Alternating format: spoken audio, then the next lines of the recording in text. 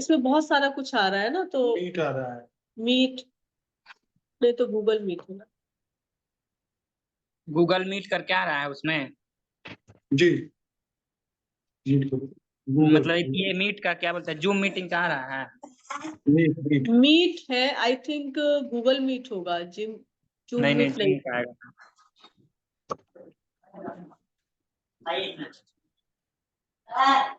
Zoom हाँ zoom आ गया है, जूम को हाँ मैंने जूम किया। पे क्लिक करिए। हाँ जूम को क्लिक कर दिया मैंने। हाँ आ रहा है। हाँ ठीक है, आ स्क्रीन गया स्क्रीन आपका। ठीक है।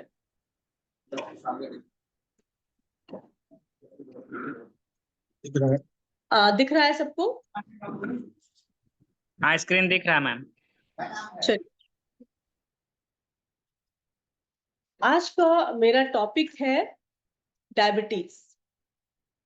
तो एक तो डायबिटीज आज के जनरेशन में डायबिटीज बहुत कॉमन कॉज है, जो बच्चों में भी बहुत ही कॉमनली पाई जाती है, पुरुष वर्ग में भी, महिलाओं में भी, ओल्ड एज में भी। और डायबिटीज का मुख्य कारण तो लाइफ, जो आजकल हमारी खान पान और जो हमारी लाइफ स्टाइल गड़बड़ है, मुख्य रूप से मॉडर्न साइंस के हिसाब से हम लाइफ स्टाइल को ही मानते हैं कि लाइफ स्टाइल डिजीजेस हो गई। लेकिन होम्योपैथी कुछ अलग ढंग से सोचती है। होम्योपैथी का सोचना है कि जब तक आपकी मेंटल स्ट्रेस नहीं होगा तब तक आपको डायबिटीज नहीं हो सकता। तो होम्योपैथी अपने कारण को रिवील करती है कि मेंटल स्ट्रेस का होना बहुत जरूरी है डायबिटीज के लिए। आपके फैमिली में कहीं डायबिटीज है तो उसको डायबिटीज होने के चांसेस बहुत होते हैं।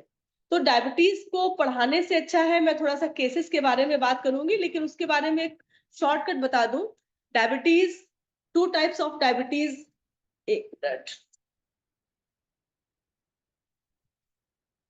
हाँ जी,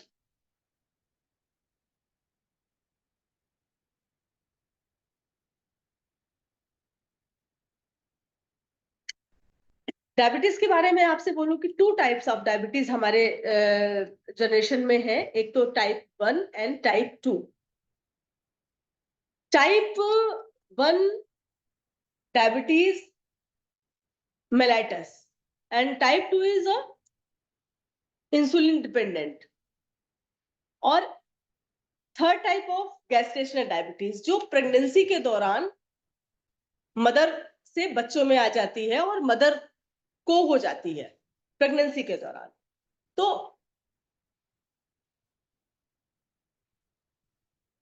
जब भी हमारा कभी मेंटल स्ट्रेस बहुत हाई होगा ड्यूरिंग प्रेगनेंसी या ड्यूरिंग चाइल्डहुड या फिर प्रोफेशनल लाइफ में या ओल्ड एज में, तो जो पैंक्रियाज हार्मोन प्रोड्यूस करता है इंसुलिन, वहां पर कहीं ना कहीं कुछ प्रॉब्लम्स क्रिएट होता है।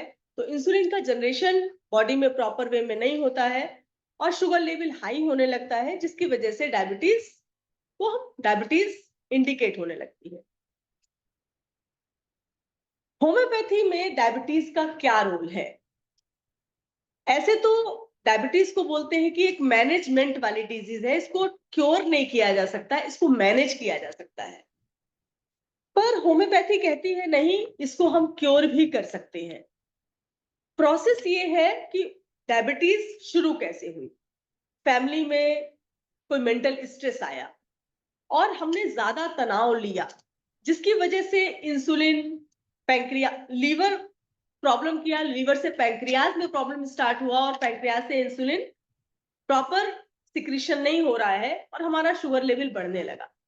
तो जैसे ही होम्योपैथी की कॉन्स्टिट्यूशनल मेडिसिन आपकी बॉडी में पहुंचती है तो ओवरहॉलिंग शुरू होती है हमारी बॉडी की, जिससे धीरे धीरे धीरे धीरे वो मेंटल स्ट्रेस आपका रिलैक्स होता है और आपके हार्मोन्स रेगुलेट होने लगते हैं और पैंक्रियाज प्रॉपर फंक्शनिंग करने लगता है, इंसुलिन पैदा होने लगता है और डायबिटीज क्योर हो जाता है। तो शुरुआत होती है प्री डायबिटीज से। प्री डायबिटीज में दो तरीके हैं आजकल एलोपैथिक सिस्टम में। कई बार प्री डायबिटीज के लिए मेडिसिन डॉक्टर रिकमेंड करते हैं, पर हम यूथ को बोलेंगे कि नहीं, तुरंत आपको एलोपैथिक मेडिसिन स्टार्ट नहीं करनी चाहिए, आपको होम्योपैथिक की तरफ आना चाहिए। और होम्योपैथी में एक तरीका है कॉन्स्टिट्यूशनल मेडिसिन। मुझे लगता है कि डायबिटीज की इंडिकेटेड बहुत सारी मेडिसिन है, पर उनका लॉन्ग टाइम तक वर्क बहुत अच्छा देखने को नहीं मिला है। हो सकता है कुछ टाइम के लिए वो कारगर हो सकती है, लेकिन जब हमें किसी भी व्यक्ति को डायबिटीज को क्योर करना है, तो क्योर के लिए आपको कॉन्स्टिट्यूशनल मेडिसिन का ही सहारा लेने पड़ेगा। अगर वो प्री डायबिटिक है तो बहुत इजीली क्योर हो जाता है। और क्योर का मतलब ये नहीं कि लाइफ लॉन्ग हम किसी चीज को ठीक करते हैं तो वो पूरी जिंदगी के लिए ठीक होनी चाहिए। अगर कोई भी बीमारी 2 साल 3 साल 5 साल के लिए आपकी बॉडी से चली गई है तो वो भी क्योर मानेंगे। 5 साल बाद कभी मेंटल स्ट्रेस फिर आया, या कभी माहौल ऐसा हुआ, या उसके खान पान में कोई गड़बड़ी हुई, तो फिर से वही सिलसिला शुरू हो जाता है और आप डायबिटीज की श्रेणी में आ जाते हैं। प्री डायबिटीज को तो इजीली क्योर किया जा सकता है जब कभी पेशेंट डायबिटिक ही हो जाए, उसका फास्टिंग लेवल एबव 140 और पीपी लेवल एबव 180 मेजरमेंट में आने लगे, तो हम उसको मान लेते हैं कि हाँ डायबिटीज है। HbA1c एक बहुत ही इंपॉर्टेंट जांच है, इन्वेस्टिगेशन है, जिसका वैल्यू 5.5 से बिलो ही होना चाहिए। अगर इसका वैल्यू 5.5 से अबव आता है तो हम इसको मान लेते हैं कि हाँ आप डायबिटीज की श्रेणी में आ रहे हैं। तो कॉन्स्टिट्यूशनल मेडिसिन का चुनाव करने के लिए हमें करना क्या होगा? होम्योपैथी में कोई भी व्यक्ति आपके पास, कोई भी पेशेंट आपके पास तभी आता है कि शायद इसका इलाज होम्योपैथी में कारगर है, कि चलो हमको होम्योपैथिक डॉक्टर के पास जाना चाहिए और अपना ट्रीटमेंट शायद होम्योपैथी क्योर कर सकती है इस चीज को। लेकिन हम लोग क्या करते हैं कि कई बार मदर टिंचर दे दिया, या फिर शॉर्टकट मेथड से हम उसको क्योर करने की कोशिश करते हैं। वो टेम्परेरी रिलीफ देता है, लेकिन कॉन्स्टिट्यूशन के मेरे कई केसेस हैं।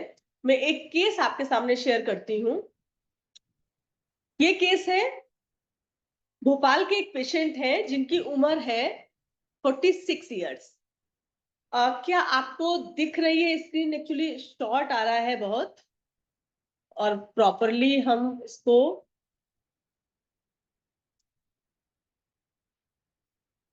क्या आप मेरी स्क्रीन को देख पा रहे हैं? दिख रहा है मैम। जी। तो एक पेशेंट है, इनको डायबिटीज करीबन 14-15 साल से है, 15 साल से इनको डायबिटीज है, और ये टैबलेट फॉर्म में लेते थे। टैबलेट इनको 15 साल से टैबलेट इनकी चल रही है। फिर इनका डायबिटीज बहुत हाई रहने लगा, जिसकी वजह से इनको इंसुलिन की जरूरत पड़ने लगी। इंसुलिन 25 के आसपास इंसुलिन इनका चल रहा था, लेकिन डायबिटीज में कोई खास चेंज नहीं आ रहा था। हाई शुगर 450 से ऊपर की शुगर थी, जिसमें कोई खास चेंज नहीं आ रहा था।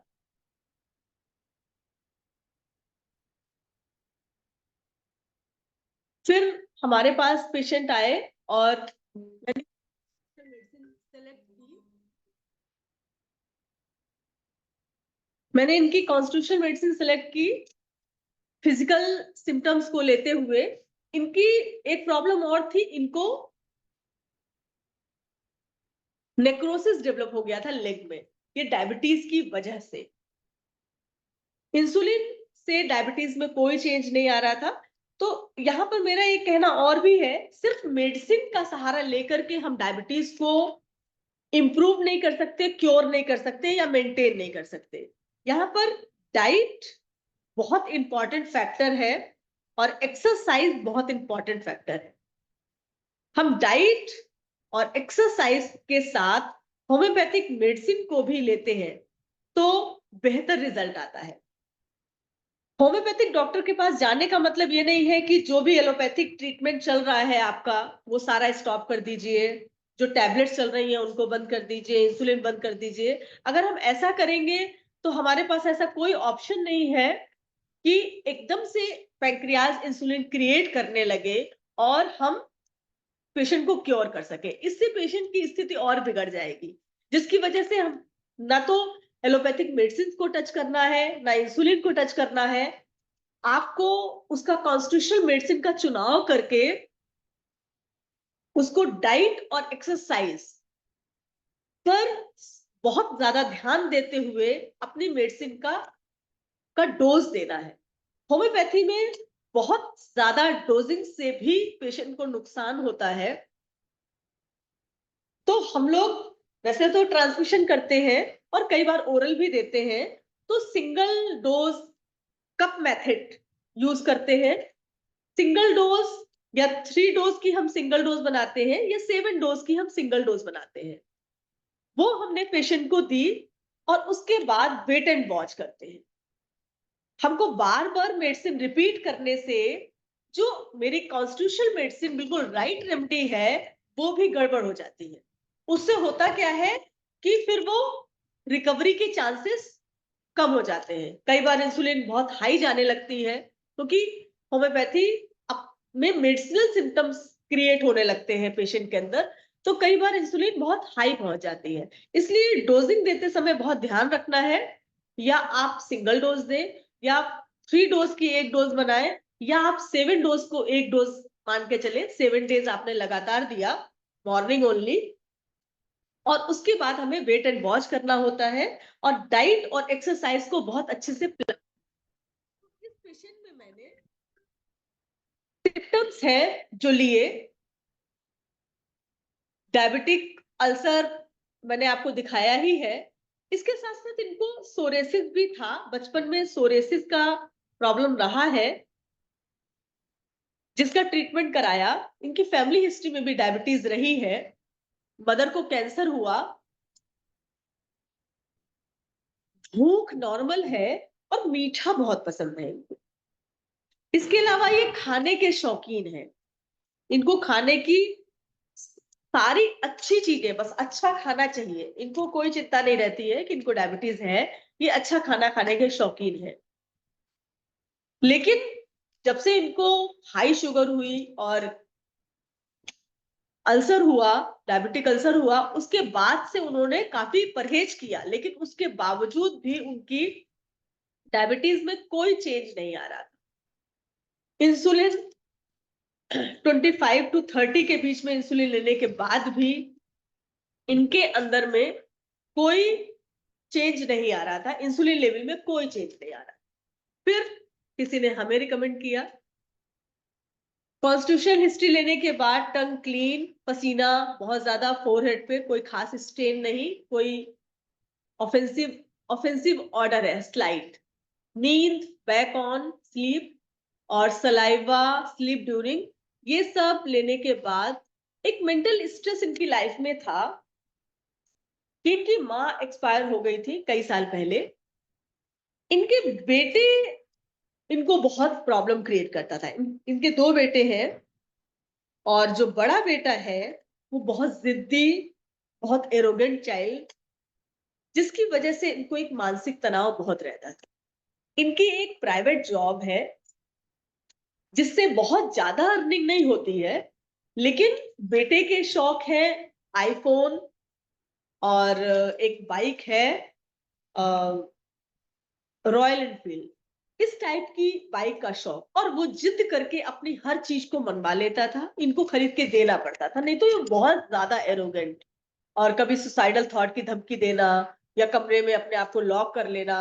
इनकी वाइफ बहुत ओवर सेंसिटिव है, जिससे इनको इस सब चीजों से बड़ा फर्क पड़ता था। ये एक मेंटल टेंशन बहुत था इनकी लाइफ, एंजाइटी चिल्ड्रन अबाउट और एंजाइटी मनी मैटर है।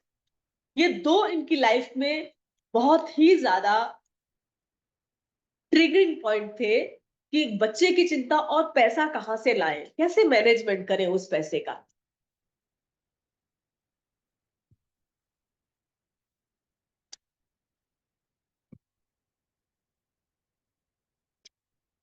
उसके बाद मेरे ख्याल से बहुत छोटा दिख रहा होगा,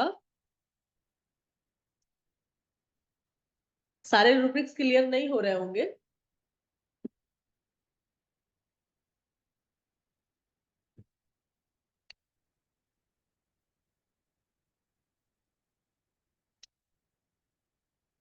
दो सिम्टम के बाद एक डायबिटीज मेलाइटिस सिम्टम भी लिया गया था इनका, और डायबिटिक फूड भी लिया गया होगा। मेडिसिन कैलकेरिया कार्ब मैंने दिया, ट्रांसमिट किया मेडिसिन को, और उसके बाद बिल्कुल भी टच नहीं किया, बार बार कोई चेंज नहीं किए। ये फर्स्ट फर्स्ट फोटो आपको दिख रही है 2 ब्लैक स्पॉट के साथ, ये ट्रीटमेंट जब शुरू हुआ तब की। उसके बाद फिर ये 1 महीने बाद की, फिर लास्ट फोटो ये हील हो गया है ulcer, diabetic ulcer, heal diabetic ulcer. इसका वीडियो मैं आपको सुनवाती हूँ। मोनिका मैम आवाज नहीं आ रही है। आपने जो शेयर किया है ना, वहीं पे ऑप्शन रहता है 3 डॉट्स करके, वहां पे साउंड शेयर का ऑप्शन आता है, वहीं पे जी, आपको क्लिक कर। आप वीडियो का साउंड नहीं आ रहा है तो जहाँ जहाँ वीडियो से, नहीं चल रहा है। हाँ हम लोग को नहीं मिल रही है साउंड वीडियो में, अच्छा, वीडियो वाला। तो जहाँ पे शेयर का ऑप्शन रहता है वहीं पे छोटा सा 3 डॉट्स करके ऐसे कंप्यूटर में दिखता है, वहीं पे क्लिक करिएगा तो वहाँ पे साउंड शेयरिंग का ऑप्शन आता है, तो उसको ओके करिएगा तब हम लोग को साउंड आएगा वीडियो का, नहीं तो अभी नहीं कहाँ से मिल करना रही पड़ेगा? है। जहाँ पर स्क्रीन शेयर का ऑप्शन था ना जूम में, जी, जहाँ से आपने स्क्रीन शेयर किया था वहीं पर देखिए ऑप्शन होगा साउंड शेयरिंग का, उसी पे थोड़ा सा साइड में क्लिक करिएगा तो अभी तो स्टॉप हो जाएगा, वहां पे नहीं क्लिक करना है आपको। जी, एक रिकॉर्डिंग है। नहीं नहीं, रिकॉर्डिंग पे नहीं, नहीं तो फिर से आपको स्क्रीन शेयर करना होगा। स्क्रीन शेयर फिर से करना होगा ना? हाँ वो साउंड के साथ में ऑप्शन आता है साउंड के साथ में करने के लिए। नहीं, ये स्टॉप शेयरिंग लिख के आ रहा है। तो वो तो अभी बंद हो जाएगी। तो स्टॉप को स्टॉप कर दूं मैं पहले? हाँ पहले स्टॉप करके फिर से करिएगा तो उसमें साउंड शेयर का भी ऑप्शन आएगा। अच्छा, शेयर के ठीक बगल है। में 3 गो पॉपअप आता है, उसी में आता है साउंड शेयर का। साउंड स्क्रीन को, स्क्रीन टच स्क्रीन में क्लिक करूँ ना? हाँ शेयर स्क्रीन पे करिए, उसके साइड में कुछ आ रहा है। Cancel start now. Start now के आसपास में कोई ऑप्शन है क्लिक करने के लिए जिसमें कि आता है साउंड शेयर करने का? नहीं, इसमें नहीं है कुछ भी। कौन सा? तो कंटिन्यू करिए मैम उसी तरह। मोबाइल में प्रॉब्लम होता है, मोबाइल में मल्टी माइक नहीं काम करेगा ना, साउंड हो सकता है उसके वजह से हो रहा हो। अच्छा, अच्छा। आप कंटिन्यू करिए।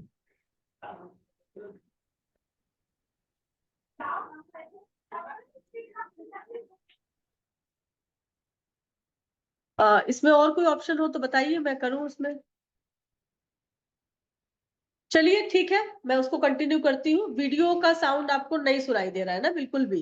जी, ये वो रहता है तो मोबाइल में प्रॉब्लम हो रहा होगा, मोबाइल मल्टी काम पर्पस नहीं ना होता है, जैसे आपका अभी वीडियो बंद हो गया है उसी तरह से वो होता होगा।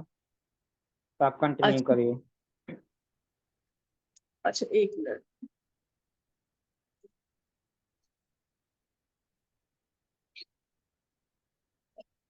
अभी भी आवाज नहीं आ रही है ना? नहीं वीडियो की आवाज नहीं आ रही है। चलिए, कोई बात नहीं। तो पेशेंट ये बोल रहा है कि करीबन हमको 4 महीने लगे हैं इस इंसुलिन को छुड़ाने में। इंसुलिन 22 यूनिट तक इंसुलिन पेशेंट ने लिया है, लेकिन उससे नहीं हो रहा था। और कैलकेरिया कार्ब 0/1 देने के बाद में और डाइट को प्लान करने के बाद ये रिजल्ट आया।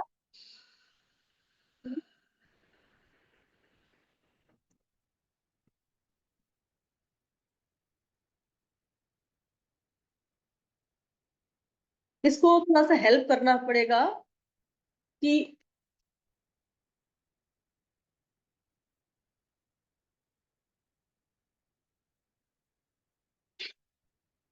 ये अब आगे कुछ हो नहीं रहा है इसमें।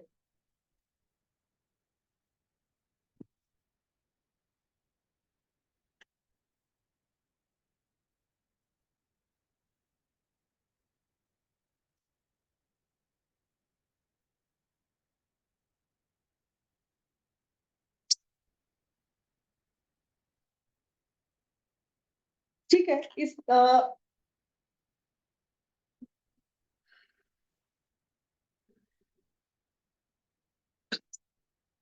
चलिए हम आगे कंटिन्यू करते हैं इसको।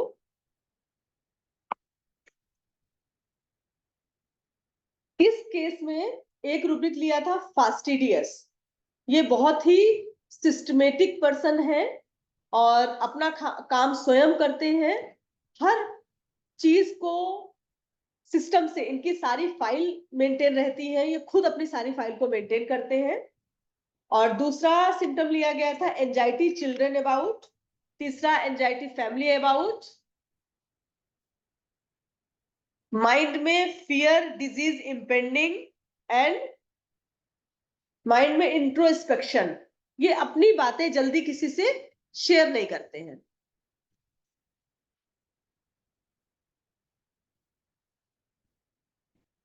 ये 5 रूब्रिक इनके लिए गए थे और ट्रीटमेंट अभी भी कंटिन्यू है पेशेंट का। इनका अल्सर पूरी तरीके से हील्ड हो चुका है।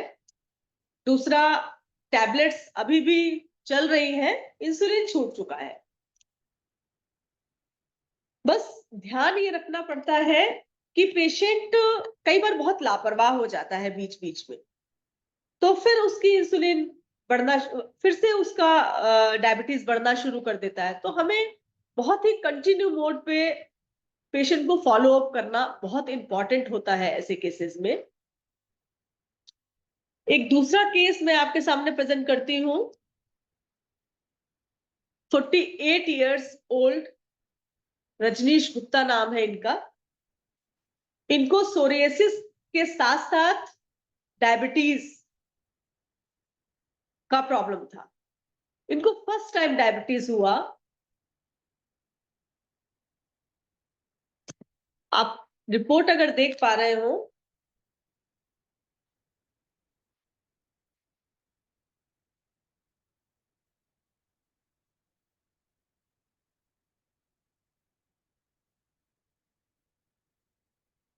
फर्स्ट टाइम की रिपोर्ट इनकी HbA1c 8.3 था और इन्होंने कोई एलोपैथिक मेडिसिन स्टार्ट नहीं किया।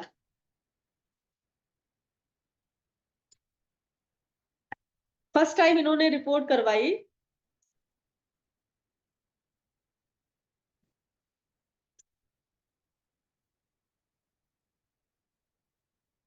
2022 में।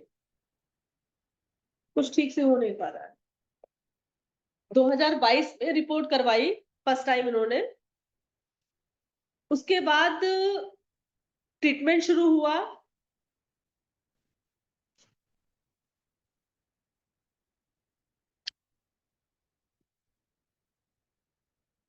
इनकी हिस्ट्री थी HbA1c 8.3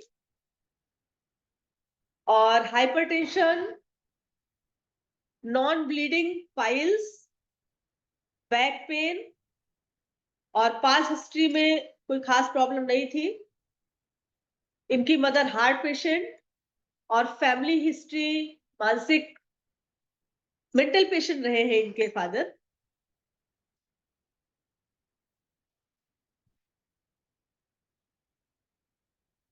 इनका मेंटल स्टेट था, इनको अपने पिताजी से, पिताजी का बहुत ही ज्यादा दबाव रहा है इनके ऊपर। अगर आपको शायद स्क्रीन दिख रही हो तो पिताजी का बहुत ही ज्यादा दबाव था इनके ऊपर। तो एक सिम्टम लिया गया है एलिमेंट फ्रॉम डोमिनेशन। दूसरा सिम्टम लिया गया है, इनका भी बच्चा इनको बहुत परेशान करता है। इनके पास पैसे की कोई दिक्कत नहीं, इनका बिजनेस कंबाइंड था। इनके फादर और इनके चाचा जी का कंबाइंड बिजनेस था। फादर तो बुजुर्ग हो गए, घर में रिटायर्ड हो गए, तो इनके चाचा जी भी एक्सपायर हो चुके थे। तो इनके कजिन ब्रदर और इनके साथ पीढ़ियों का कंबाइंड बिजनेस था, जो कि इनको बहुत मेंटल टेंशन देता था। उसके साथ साथ इनका बेटा भी बहुत एरोगेंट, जब उसके खर्चे पूरे नहीं होते थे तो अपना ही सामान बेच देता था और उससे पैसे ले आता था। घर में चोरी भी करने लगा था इनका बेटा, जिसकी वजह से बहुत ही ज्यादा ये एक मेंटल स्ट्रेस था अपने बच्चे का। दूसरा, इनको अपनी बीमारी की बहुत चिंता रहती थी, कहीं मुझे कुछ ना हो जाए, या वो छोटी छोटी प्रॉब्लम, फैमिली में भी किसी को कुछ प्रॉब्लम हो गई है तो ये बहुत इस बात को लेके के बहुत ही ज्यादा चिंतित, जैसे सोरेसिस था उनको या शुगर थी, इस बात को लेकर के जरूरत से ज्यादा सोच लेना। और बहुत ऑनेस्ट टाइप के व्यक्ति, हर चीज की जिम्मेदारी लेना, आगे से आगे करना। इनके फादर एक मेंटल पेशेंट रहे हैं, तो बाहर सड़क पर जाकर के वो कुछ भी व्यवहार करते थे, तो इस बात की बड़ी उन्हें टेंशन रहती थी, लोग क्या कहेंगे, लोगों की चिंता। तो ये सारा एक मेंटल स्टेट था उनका, तो जिसकी वजह से कुछ रूब्रिक्स लिए गए इनके, element from domination, anxiety children about, anxiety health about, liberties and sensitive opinion of others, लोग क्या कहेंगे। इसके आधार पर इनकी मेडिसिन का चुनाव हुआ नेट्रम्यूर। नेट्रम्यूर ट्रांसमिशन हुआ 0/1 में, और फर्स्ट टाइम की रिपोर्ट थी इनकी 8.3, HbA1c 8.3, और डेट मेंशन,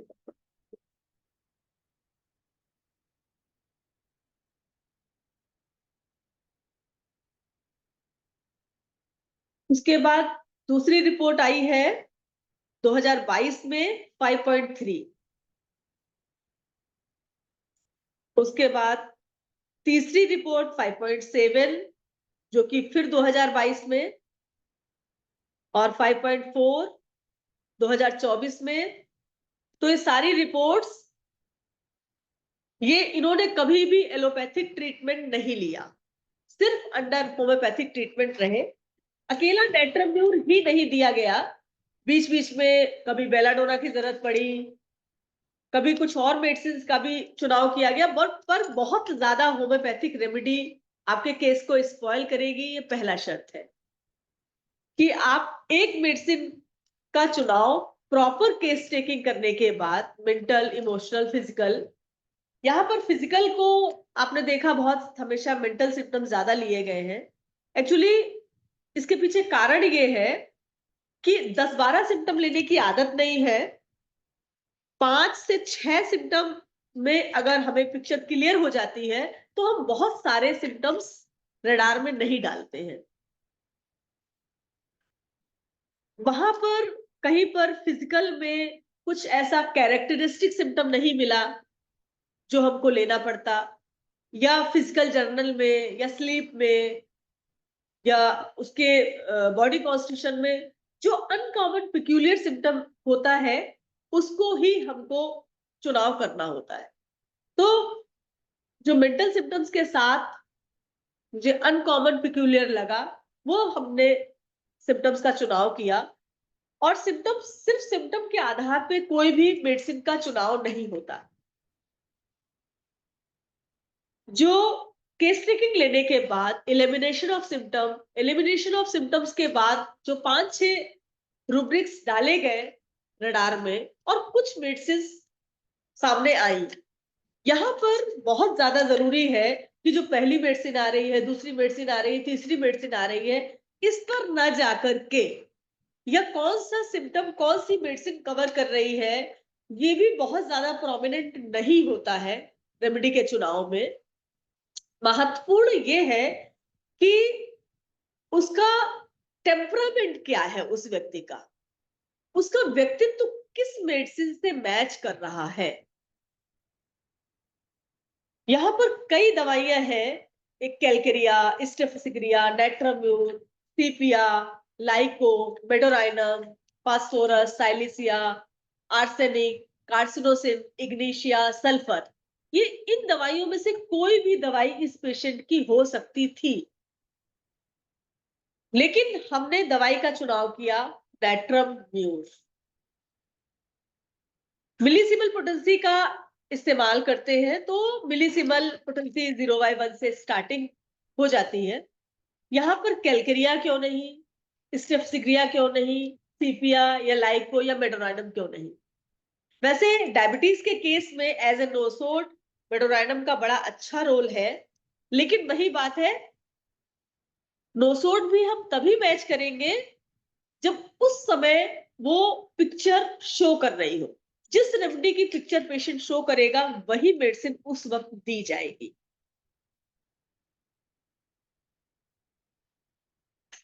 स्टेफिसिग्रिया, नाइट्राम्यूर, सीपिया, ये बहुत पास पास की दवाइयां हैं। उस व्यक्ति ने कभी भी अपने फादर के डोमिनेशन को बर्दाश्त करता रहा, बर्दाश्त करता रहा, बर्दाश्त करता रहा, बचपन से जब तक फादर अभी भी है, मेंटल पेशेंट हुए तब तक उनको कंटिन्यू बर्दाश्त ही किया। उसके बाद वो व्यक्ति अपने बिजनेस में भी कहीं ना कहीं अपने कजिन्स को ही बर्दाश्त कर रहे हैं। चालाकी कजिन ब्रदर कर रहा है, ये ईमानदारी से अपना काम कर रहे हैं। ये इनका मिलिट्री का शॉप है, जो मिलिट्री के लोगों को, सेना के लोगों को सारा सामान प्रोवाइड करते हैं। तो दुकान पे बैठने का काम कम होता है, इनका बाहर जाने का काम ज्यादा होता है, जिसका फायदा इनके कजिन ब्रदर हमेशा उठाते रहे हैं और ये अपना ईमानदारी से काम करते रहे। उसके बाद इनके बेटे ने भी इनकी सिधाई का फायदा उठाया, तो वो अपनी बात को कुछ कह नहीं पाते हैं, वो अंदर अंदर अंदर अंदर अंदर अंदर उनका घुटना शुरू रहता है। तो मुझे नाइट्राम्यूर ज्यादा एप्रोप्रिएट लगी। नाइट्राम्यूर 0/1 देने के बाद 3 या 4 महीने बाद हम लोग HbA1c कराते हैं, रिपोर्ट नॉर्मल आई, कोई परहेज नहीं है, क्योंकि डायबिटीज एक सिंबल लग गया है तो थोड़ा सा प्रिकॉशन लेते हैं वो। उनका सोरेसिस भी काफी बेहतर है और 2021-22 में डायबिटीज शुरू हुई, आज 24 हो गया है। आज तक उन्होंने कभी भी डायबिटीज के लिए कोई मेडिसिन नहीं ली, पर डायबिटीज बिल्कुल नॉर्मल आ रही, जबकि मानसिक तनाव अभी भी चल रहा है। फादर ठीक है, लेकिन बेटा अभी भी उनका तंग कर रहा है। बिजनेस में डिस्प्यूट हो गया, अलग अलग हो गया बिजनेस, अब अपना बिजनेस वो अलग संभाल रहे हैं और उनका कजिन ब्रदर अलग संभाल रहा है, लेकिन अभी वो मैटर चल ही रहा है और बेटे का मैटर चल ही रहा है। उसके बावजूद भी डायबिटीज बिल्कुल नॉर्मल आ रही। होम्योपैथी की दवाई अगर वो कॉन्स्टिट्यूशनल है तो आपके ऊपर इतना बेहतर ढंग से काम करती है कि पोटेंसी का चुनाव और डोज, एक प्रॉपर डोजिंग, ये बहुत इंपॉर्टेंट है। अगर हम उसको बराबर नाइट्राम्यूर देते रहे, बहुत फ्रीक्वेंट रिपीटेशन किया, वहां पर भी हमारा केस बिगड़ जाएगा। या कई बार कोई चीज में चेंज नहीं आया, चलो दूसरी दवाई के बारे में सोचते हैं और हम जल्दबाजी में कोई फैसला नहीं कर सकते। बहुत ही ध्यान से ये कंफर्म हो जाने के बाद कि हाँ, अब इस मेडिसिन का काम खत्म हो गया, अब हमको कोई दूसरी रेमेडी का चुनाव करना होगा, या कुछ सिम्टम्स ऐसे आ जाते हैं जहां पर हमको कुछ और मेडिसिन का चुनाव करना ही पड़े, तभी हमें कुछ मेडिसिन देना चाहिए। अदरवाइज वेट एंड वॉच की स्थिति होम्योपैथी के लिए बहुत ही कारगर महसूस होती है। ऐसा हमने 19 साल की प्रैक्टिस में देखा। कई बार हम लोग बहुत वरीड हो जाते हैं, पेशेंट तो वरीड रहता ही है और हम लोग भी वरीड हो जाते हैं, और पेशेंट के सिम्टम्स के अकॉर्डिंग जल्दी जल्दी दवाइयों का चेंज करना हमारे ही केस को स्पॉइल कर देता है। हैनीमैन सर इसी बात को बहुत ही ज्यादा प्रोमिनेंट तरीके से कहते गए, क्योंकि मिलिसिबल पोटेंसीज में हमको पोटेंसी का टेंशन नहीं रहता है। सक्सेसिबल पोटेंसी होती है 0/1, 0/2, 0/3, और जब तक 0/1 काम कर रही है प्रॉपर वॉच करते करते, तब तक हम 0/2 में जाने की जरूरत नहीं है। तो सक्सेसिव हमको हायर पोटेंसीज मिल जाती हैं। यहाँ पर एक बात मैं और कहना चाहूंगी कि नोसोड का भी बड़ा इंपॉर्टेंट रोल होता है। कई बार केस बार बार रिलैप्स करता है, तो वहां पर हमको नोसोड की जरूरत पड़ती है। अब यहाँ पर कार्सिनोसिन और मेडोराइनम दो नोसोड आपके सामने आ रहे हैं। मेडोराइनम शुरू में ही दिखेगा, कार्सिनोसिन उसके बाद। यहाँ पर पेशेंट के एक डायबिटीज में मेडोराइनम का भी बहुत अच्छा रोल है, कार्सिनोसिन का भी बहुत अच्छा रोल है। चुनाव हमको नोसोड का चुनाव कैसे करना है? नोसोड का चुनाव आपके टेम्परामेंट के आधार पर ही किया जाएगा। उसमें जब हम डायबिटीज मेलाइटिस को रडार में देखते हैं तो कार्सिनोसिन भी है और मेडोराइनम भी, दोनों एक एक नंबर में पड़ी हुई है। किसी भी रेमेडी का चुनाव उसके टेम्परामेंट, उसके स्वभाव के आधार पर, जो उस वक्त का है, उस आधार पे हमको नोसोड का भी चुनाव करना है। लॉ एक ही है, समय समय पर बस वेरी करता रहता है मेडिसिन के अकॉर्डिंग। और इस पेशेंट को हमने कभी भी कोई भी एलोपैथी की दवाई नहीं दी और ये वही का वही क्योर हो गया। 2 साल हो गए, इस समय वो डायबिटीज फ्री है, अब उसको डायबिटीज नहीं है। ये कंप्लीटली क्योर केस है। वीडियो साउंड नहीं जा रहा है।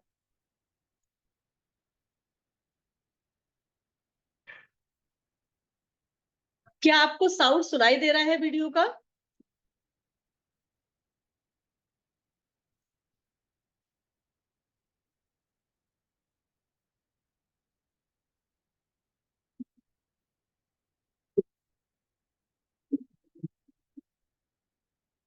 क्या आपको मेरा साउंड सुनाई दे रहा है आप लोगों को?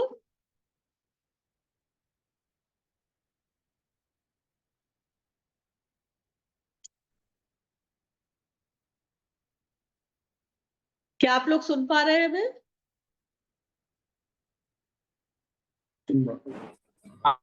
आवाज आ रही है आपकी?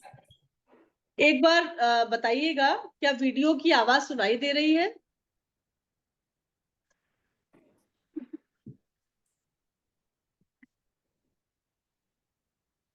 नहीं, वीडियो की आवाज नहीं आ रही।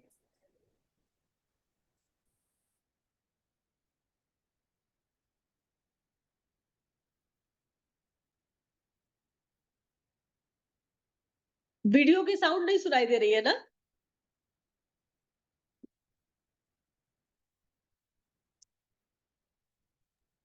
नहीं मैम, वीडियो की साउंड नहीं आ रही है। चलिए कोई बात नहीं। पेशेंट ने वीडियो में बोला कि इसको डायबिटीज डिटेक्ट हुई थी 2021 में, और ट्रीटमेंट के बाद अभी बिल्कुल क्योर है और कोई भी मेडिसिन उसने कभी नहीं लिया। 3 साल हो गए हैं। एक और केस है जो आया तो मेरे पास था डिप्रेशन को लेकर के, लेकिन उसको डायबिटीज भी था और जॉइंट्स पेन भी था। ट्रीटमेंट शुरू हुआ, डिप्रेशन डिप्रेशन इतना सीवियर कि ऑल टाइम बिस्तर पर ही रहती थी वो। कृष्ण की भक्ति में लीन वो महिला, लेकिन कृष्ण की पूजा नहीं कर पा रही थी क्योंकि उसका बिस्तर से उठने का मन ही नहीं करता था। वो पूरे समय रोती रहती थी, बिस्तर पर पड़ी रहती थी और उसकी किसी काम को कोई भी इच्छा नहीं होती थी कि किसी भी काम को करने की। रागिनी गुप्ता 42 साल की महिला है, डिप्रेशन, वो बिस्तर ही नहीं छोड़ती थी दूसरा हमेशा लेटे रहने का मन करता था। इनको 6 साल से शुगर की बीमारी थी, जिसके लिए वो टैबलेट लेती थी। पूरे शरीर में दर्द था, सारे जोड़ों में इनको दर्द रहता था। और दूसरा घबराहट, सुबह 12 बजे तक इनको बहुत घबराहट होती थी। उसके बाद ये कुछ ठीक होती थी, अपना थोड़ा बहुत काम करती थी और ऑल टाइम बिस्तर पर ही रहना था इनको। पास हिस्ट्री में गॉल ब्लैडर में स्टोन रहा था, जिसकी वजह से कोलेसिस्टेक्टोमी ही थी इनकी।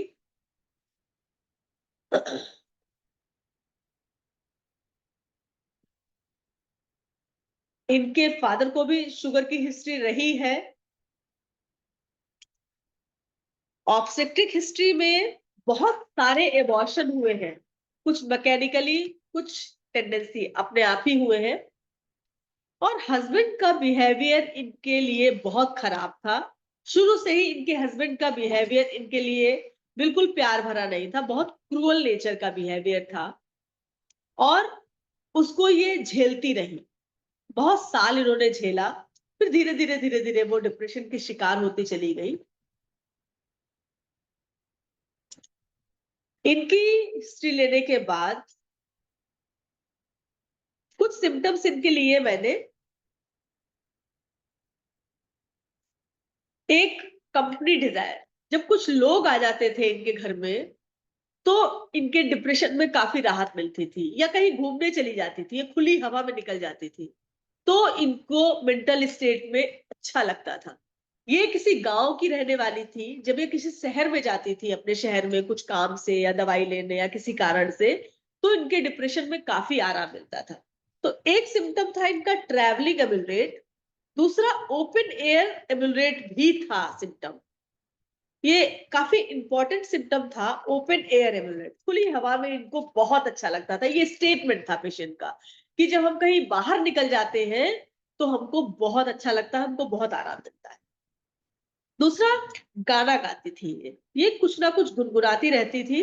जब इनको गाने का शौक था, लेकिन डिप्रेशन के टाइम तो ऐसा नहीं हो पाया, लेकिन इनको गाने का शौक था, ये गाती थी। क्योंकि ये कृष्ण भक्ति में लीन है, वृंदावन से जुड़ी हुई है, तो ये जब इनका मूड ठीक होता था, जब ये कुछ ठीक होती थी, तब ये गाना भी गाती है।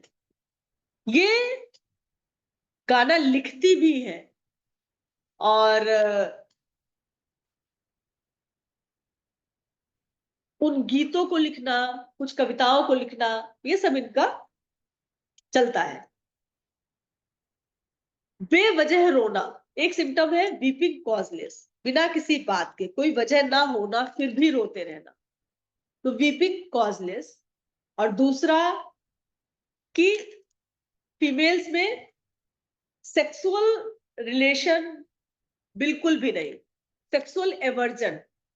तो एक सिम्टम और लिया गया है, सेक्सुअल डिजायर बॉन्ड, उनको बिल्कुल मन नहीं करता था कि हस्बैंड के साथ वो किसी रिलेशन में रहे। इन सारे सिम्टम्स को लेने के बाद मेडिसिन मैंने इनकी पल्सेटिला लगाई। पल्सेटिला 10वें नंबर की मेडिसिन पल्सेटिला लगाई। 0/3 से शुरू किया। 0/3 इसलिए क्योंकि मेंटल बहुत ही ज्यादा प्रोमिनेंट था, जिसकी वजह से 0/3 से स्टार्ट हुआ। और उसके बाद रिजल्ट ये हुआ कि महिला डिप्रेशन से तो पूरी तरीके से ठीक हुई है, साथ में जो 6 साल से इनको डायबिटीज चल रही थी उसकी भी दवाइयां बंद हो गई। कि बॉडी ने, उस पल्सेटिला ने जाकर के इनके हार्मोन्स को एक्टिवेट किया और नहीं चल, उनके हार्मोन्स को एक्टिवेट किया और धीरे धीरे इंसुलिन उनकी बॉडी में बनना शुरू होने लगी। तो जो दवाई रेगुलर बेसिस पे ले रही थी वो धीरे धीरे उनकी शुगर लो होने लगी। दवाई को आधा किया गया, आधा करने के बाद फिर उस दवाई को धीरे धीरे टैपर करके बंद करना पड़ा। तो होम्योपैथी पेशेंट के लिए एक वरदान है, लेकिन इसको अगर जो हमारे नियम कायदे कानून है उसके अकॉर्डिंग किया जाए और बहुत धैर्य के साथ, पेशेंट की एंजाइटी के साथ खुद को एंग्शियस नहीं होना है और अपनी एंजाइटी को साइड में रख के अपने को धैर्य रखना है। धैर्य के साथ अगर हम सही से सेलेक्ट की हुई दवाई को फॉलो करें। कई बार हमारी मेडिसिन गलत हो जाती है। शायद इस पेशेंट की मेडिसिन मैंने पहले सीपिया लगाई थी, सीपिया ने काम नहीं किया, तो फिर उसके बाद मैंने पल्सेटिला लगाई। सीपिया 1-1.5 महीने तक लगी रही, कोई चेंज नहीं आया सीपिया में। तो जब सीपिया में कोई चेंज नहीं आया, फिर पल्सेटिला का चुनाव किया गया। तो कई बार हमसे गलतियां हो जाती हैं मेडिसिन के चुनाव करने में, लेकिन जब मेडिसिन अपना काम करना शुरू करे तो उसको बहुत ज्यादा छेड़छाड़ करने की जरूरत नहीं होती है। दवाई देने के बाद सिर्फ फॉलो अप प्रॉपर होना चाहिए, मेडिकेशन बहुत फ्रीक्वेंट नहीं होना चाहिए, क्योंकि समय एक बहुत बड़ा बाउंडेशन है। तो जिसकी वजह से मैं अपनी बात को यहीं पर विराम देती हूँ। और अगर कोई सवाल हो किसी का तो आप मुझसे पूछ सकते हैं। मेरे वीडियो नहीं चल पाए, इस बात का मुझे दुख है कि उसमें सारा सार था उन वीडियोस में, लेकिन बात समझ में आई जरूर होगी, ऐसी मुझे उम्मीद है। ओके मोनिका जी, आप हेलो, आप अपना वीडियो को स्टॉप कर लीजिए। जी, वीडियो को और ऑडियो को कि अपना स्क्रीन शेयर को बंद कर दीजिए। हाँ ठीक है। सबसे पहले तो मोनिका जी मैं ये कहूँगा कि आपने जो आप पहले भी प्रेजेंट कर चुकी हैं इस सेशन में, और मोबाइल से सेशन प्रेजेंट करने के कारण आपके वीडियो सुनाई नहीं पड़े, है ना। और पहले आप पहली बार पता नहीं क्यों आप बदलाव किए हैं मोबाइल से। इसलिए जब भी कोई जिसमें वॉइस होता है, वीडियो होता है, तो उसमें आपको इसका यूज नहीं करना चाहिए मोबाइल का, है ना। आपके पास में लैपटॉप है, सभी कुछ है, तो उसको यूज कीजिएगा। मैं आइंदा के लिए आपको इसको बता रहा हूँ। वैसे प्रेजेंटेशन आज आपने बहुत अच्छा से एक्सप्लेन किया है और सभी के लिए अच्छा है। आपने क्वेश्चंस पे आपके जो पार्टिसिपेटरी ये रहा है काफ़ी अच्छा। आपके पार्टिसिपेंट्स भी जो है तो आपको बहुत सारे चैट में दिए हैं और सब सुनते रहे हैं, तो प्रेजेंटेशन अच्छा है। और किसी का कोई सवाल हो तो पूछ सकते हैं। हम लोग के पास में 3 मिनट बचा है। डायबिटीज जो कहते हैं स्वीटनेस इन योर लाइफ, है ना, imbalance of the sweetness in the life. अच्छा, ये पूछ रहे हैं कि आप कभी एक मोटरोला से जो ज्वाइन किया, पूछ रहे डेसिमल स्केल आप यूज करती हैं कि नहीं?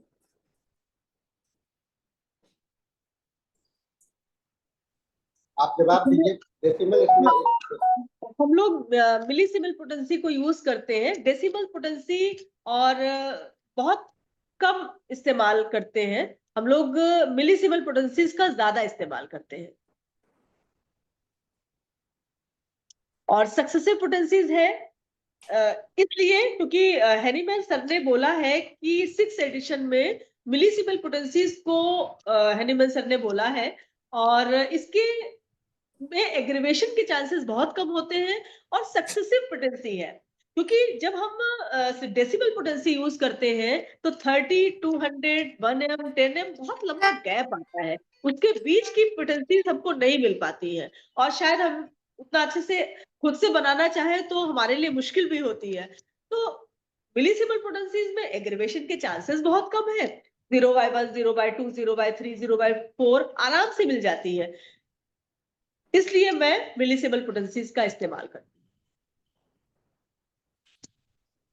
हाँ, बहुत अच्छा आपने बताया है। सेंटिसिमल और 50 मिलीसिमल का रिलेशनशिप और डेसिमल का रिलेशनशिप, ये इसको हम लोग 50 मिलीसिमल को कहते हैं अल्टीमेट पोटेंसी, और ये काफी बहुत ही स्मूथ फंक्शनिंग है, बॉडी के साथ में अच्छा ट्यूनिंग होता है, इसलिए यह यूजफुल है। और जो लोग इसका एक बार आनंद उठा लेते हैं, इसको अनुभव करने लगते हैं, तो इसे काफी अच्छा लोगों को अनुभूति महसूस होता है। आपके पास में किसी के पास में और कोई सवाल है? और किसी का कोई सवाल है? नहीं, अब तो कोई सवाल नहीं है, है ना। तो Dr. Dr. Ria. Dr. Ria, आप हैं?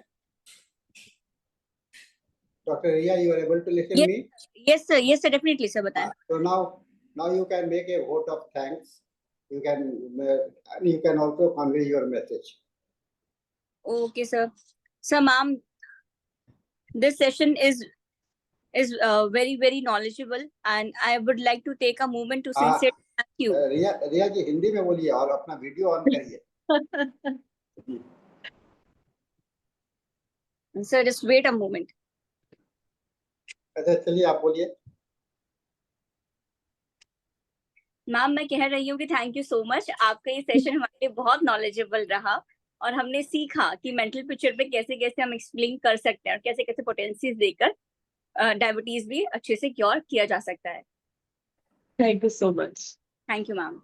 गुरुजनों को So with प्रणाम. this session is closed and now it is handover. Thank you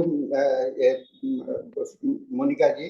फिर आइए अगला सेशन में किसी में, है ना. इसके साथ में हम लोग का सेशन समाप्त होता है.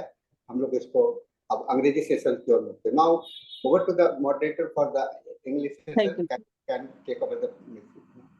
Thank you sir. Thank you ma'am. Thank you, Dr. Ria and Sahani sir. Good evening, good afternoon, and good morning. This is the 1508th day of continuous webinar conducted by International Forum for Promoting Homeopathy. Today, our guest is Dr. PAVITRA GAUR from Delhi. Let us begin the session with 1 minute silent prayer.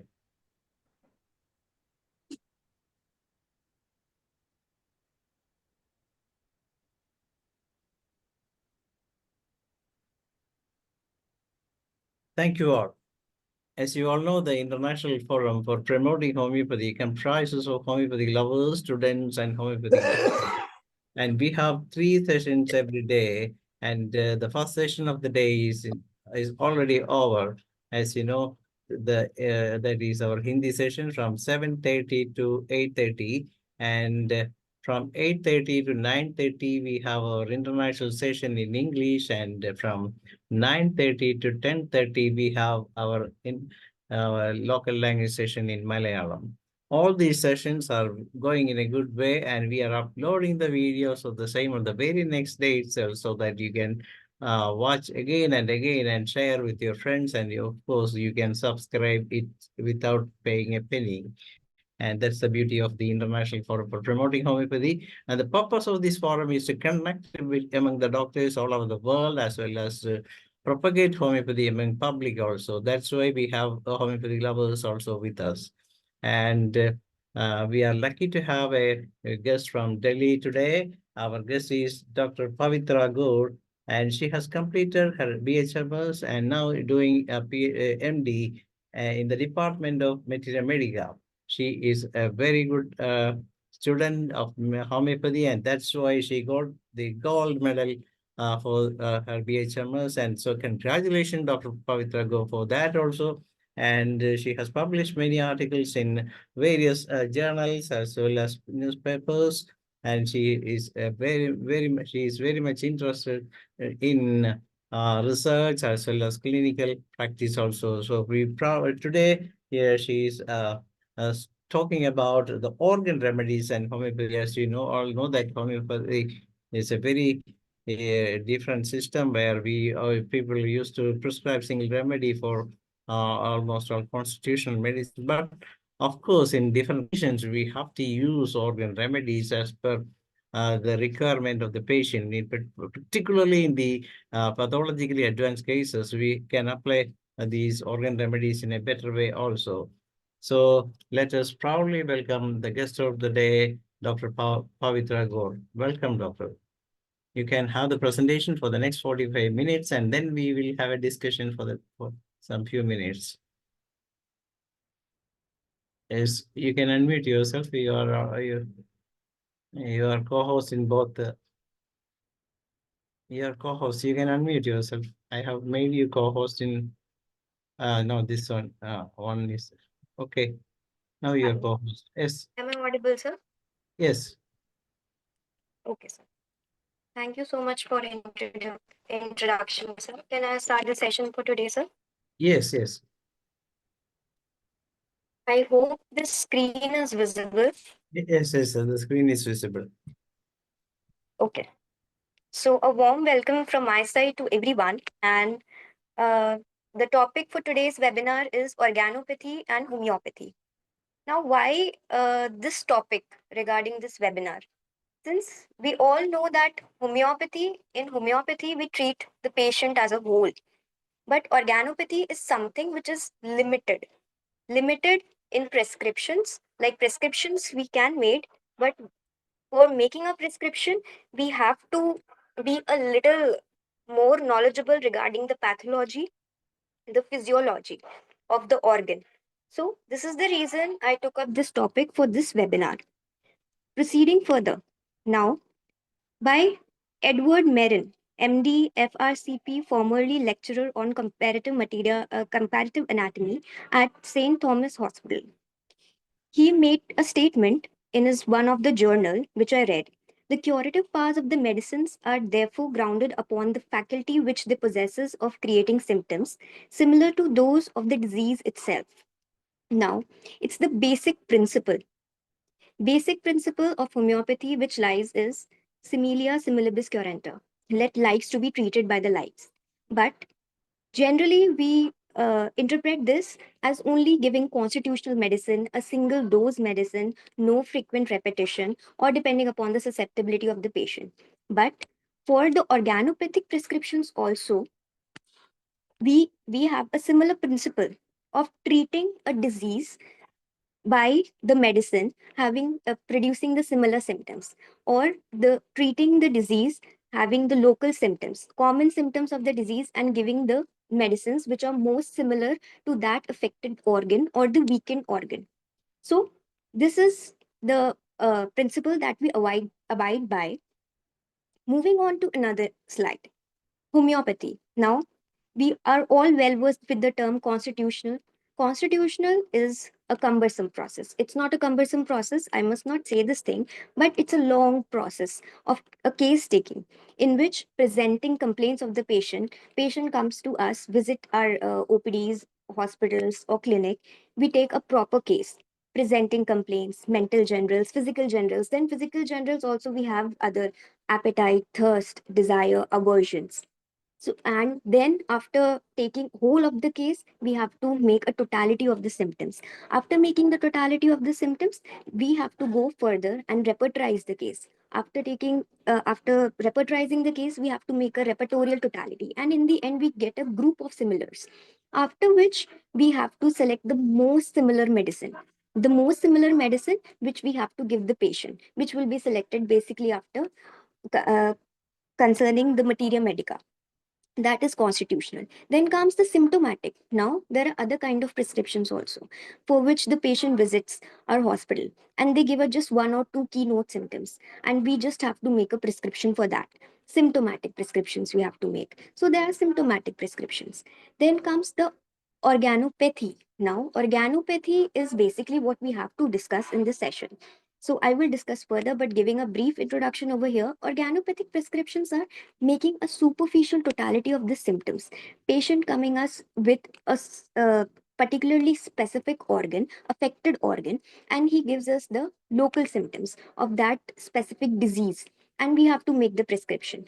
The case taking is superficial case taking. It's not a deep case taking like in constitutional case taking. So superficial case taking has to be done, and after a very good knowledge of pathology and physiology, we have to prescribe the most specific medicine which can affect that particular organ. Symptom similarity, let likes to be cured by the likes, like similia similibus curanta.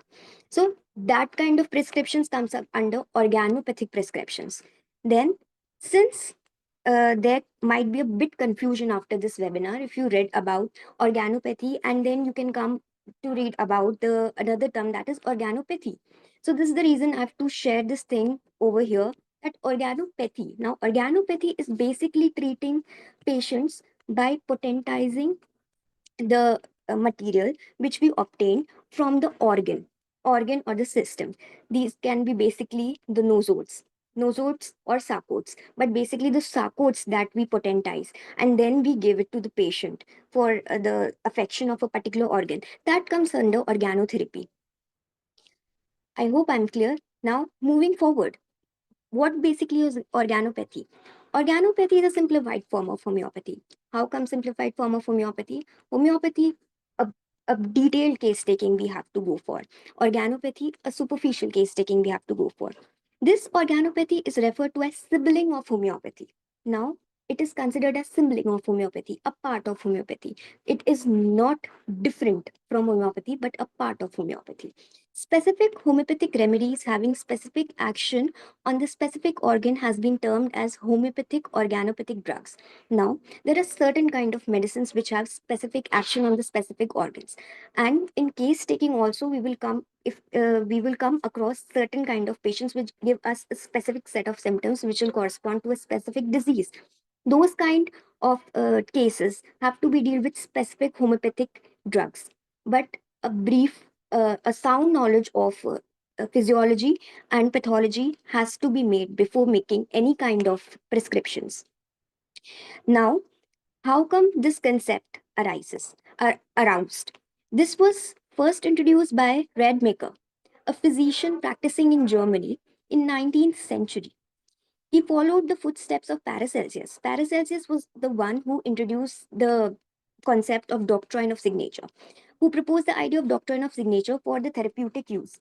Now, doctrine of signature is basically that nature provides what is necessary for health and well-being of all living things, and that each element has a role or benefit that contributes to the greater good.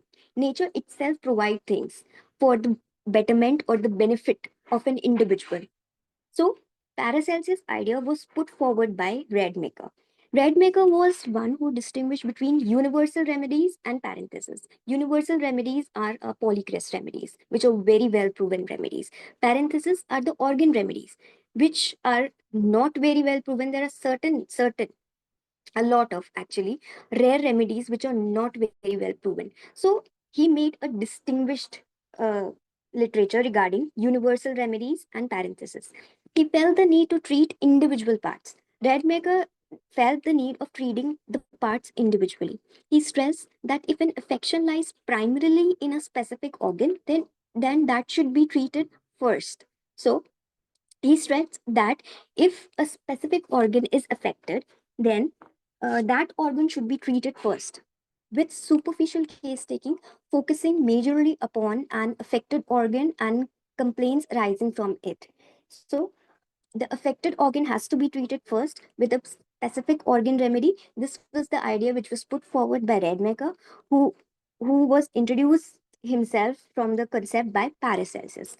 Now, the organotropic use of homeopathic medicines is historically associated with the use of mother tinctures or low potencies. Now, the use of organopathic drugs, homeopathic medicines, is historic, like from past times, has been associated with the use of mother tinctures or low potencies. And this was the concept which was put forward by Dr. James Compton Burnett. He worked upon that there are certain kinds.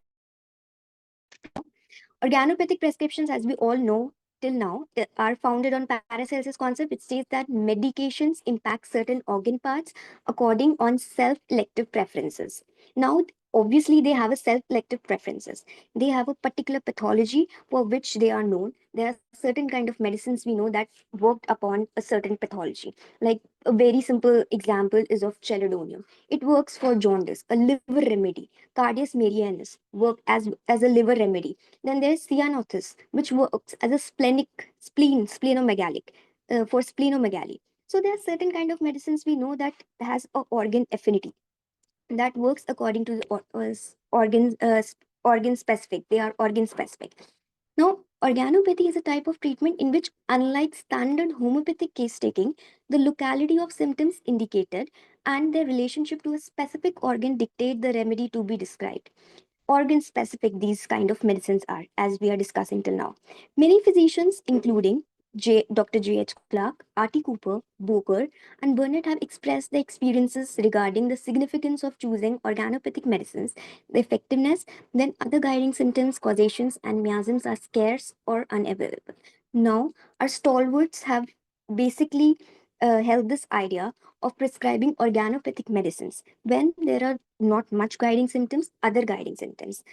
And basically, the common symptoms of the disease we are finding. The causations and miasms are scarce or unavailable. When there is scarcity of miasms or the miasms are unavailable, at that moment we have to go for organopathy or the organopathic drugs as per our stalwarts.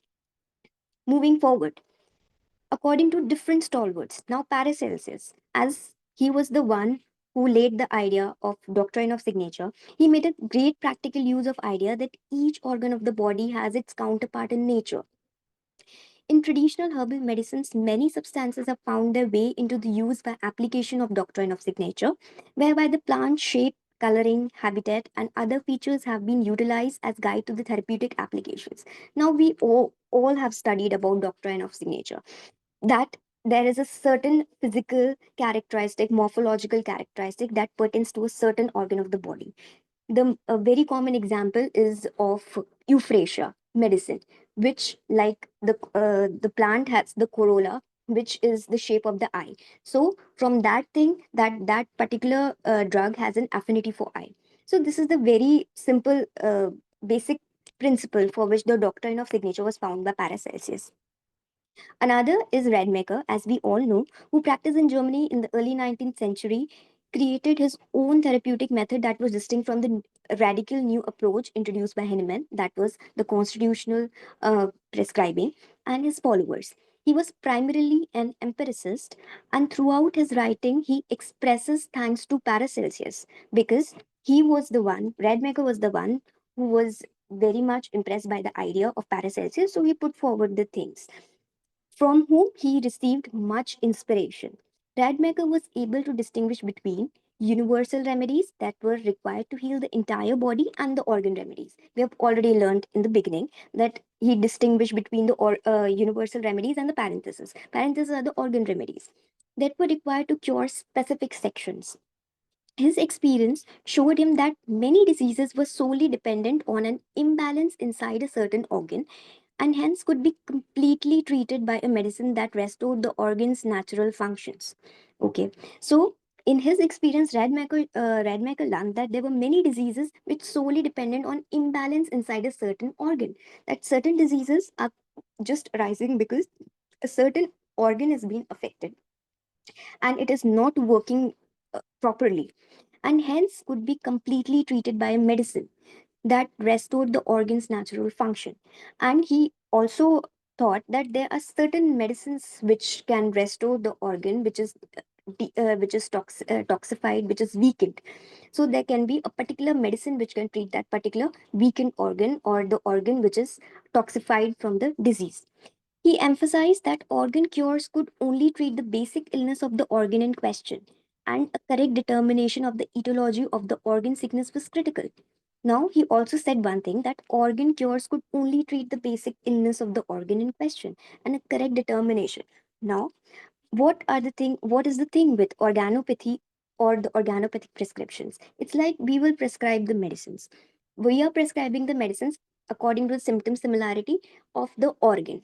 We are not taking the patient as the whole, but what is the etiology behind the affection of the organ? If that etiology is something else which might affect whole of the person afterward, we have to take that thing into account and we have to treat that thing later on, which is obviously because with the help of the constitutional medicine, that we have to treat the patient after giving the organopathic medicine, or after the organopathic approach we have to go back to the constitutional medicine. Or also there are now combined therapies in which the constitutional medicine is also prescribed and organopathic medicines are also prescribed. So the proper etiology should also be known after treating that particular organ.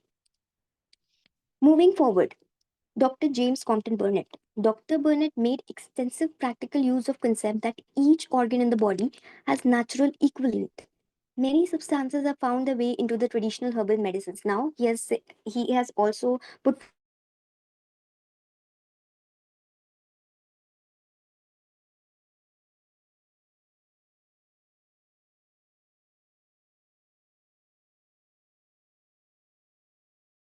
tincture or disease. Now, Dr. Compton Burnett used to prescribe the constitutional remedies in medium potencies or the high potencies usually, and the organ remedies, organ-specific remedies in mother tincture or low potencies. He started treatment sometimes with the constitutional remedy and sometimes with an organ remedy, according to his assessment of their relative importance in a particular case. Now, according to what a particular case is giving, like what are the type of the symptoms a particular case is giving, he used to segregate those things and he used to prescribe those medicines, either it's constitutional or organopathic, and that too in medium or high potencies or in low potencies. He says, in fine, I would summarize the whole thing thus. When the organ ailing is primarily to the organ, use organ remedies in material doses, frequently repeated, where the organ ailing is of a piece of pathology. With that of the organism, use the homeopathic simillimum in high potency, infrequently repeated. That is how I work with much satisfaction and delight at the curative results so obtained. Sometimes an organ remedy was sufficient. Now, what he says that where we have to make organopathic prescriptions, when the ailing or the affection primarily lies in the organ, then give the organ remedy.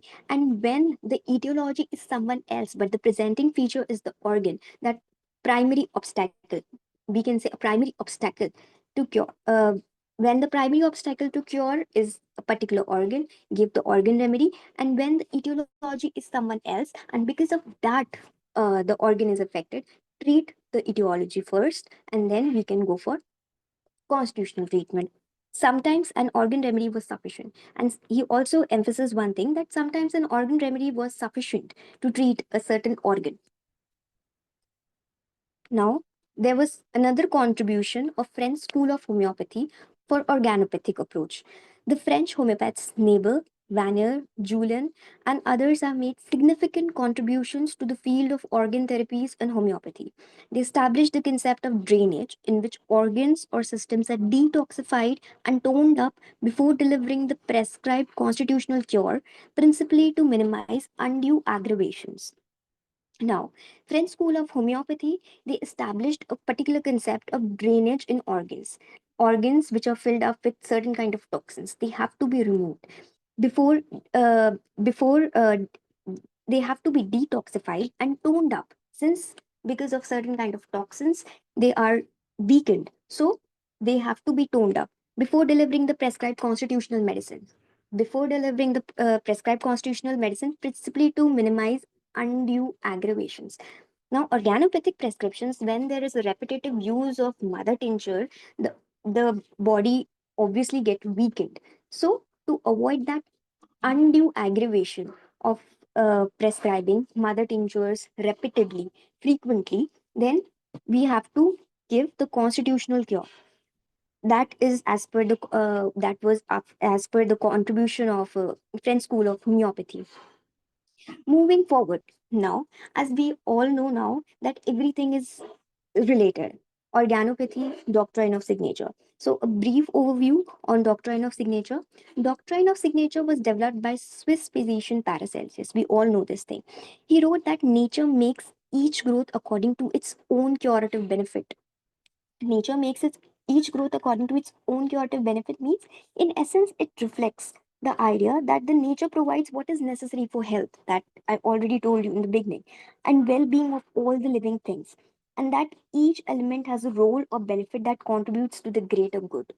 Nature itself provides the things for curing and for the well-being and the benefit of the living being. So that was the idea behind the doctrine of signature. Doctrine of signature signals such as color, shape, and texture serve as hint points to which organ a drug treats. Like, for example, we already have an example of euphrasia, the most common example. Then there are certain drugs in homeopathy we all know that works upon the idea of doctrine of signature, depending upon the soil from which they are being extracted, or the movement of the plant, a lot of things. The covering of the shell, which we will learn forward. In homeopathy, the doctrine of signature is related between the external physical characteristic of the drug substance and the sign and symptoms of medicines produced during pathogenical trials or drug proving on healthy human beings. It is one of the sources of homeopathic materia medica. Many stalwarts like Dr. Constantine Herring, Dr. C.M. Boger, Dr. H.O. Robert, and Dr. J.C. Burnett had supporting attitude towards this doctrine.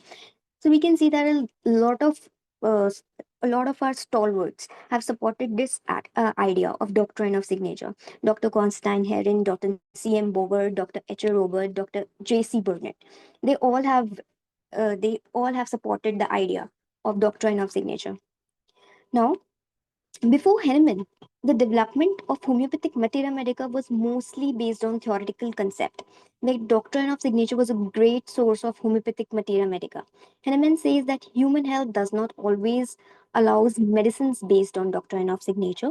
Only the drug, which after drug proving on healthy human beings, which reveal that original medicinal properties, which are very similar in morbid state, that can be administered for the ideal cure. Now, Dr. Henneman says that not every medicine which has a doctrine of signature can cure every disease. Only the drugs which are well proven on healthy human beings have given their symptoms and have treated those diseases after producing that symptoms in a morbid state, affected that morbid state in the healthy human being, can be administered for ideal cure. Not every drug which is related to a particular doctrine of signature can treat that particular disease in a individual, according to Dr. Henneman. Moving forward, there are few examples of doctrine of signature, like pulsatilla. Pulsatilla, we all know, sea anemone, is a flower, and the doctrine of signature is movement of flower.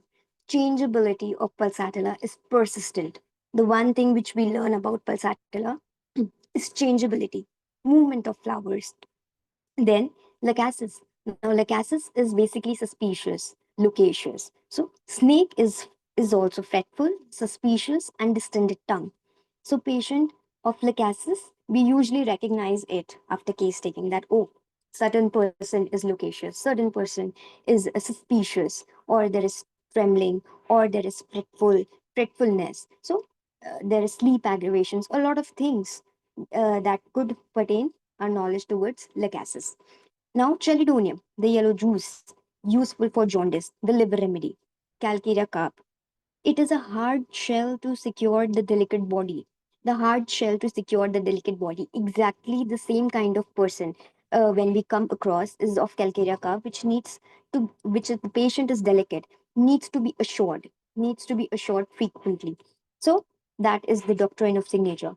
Euphrasia, the most common example which I'm repeating in every slide, that is euphrasia.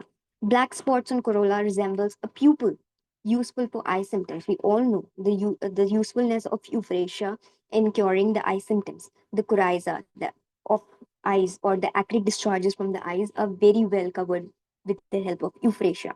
So these are the few examples of doctrine of signature.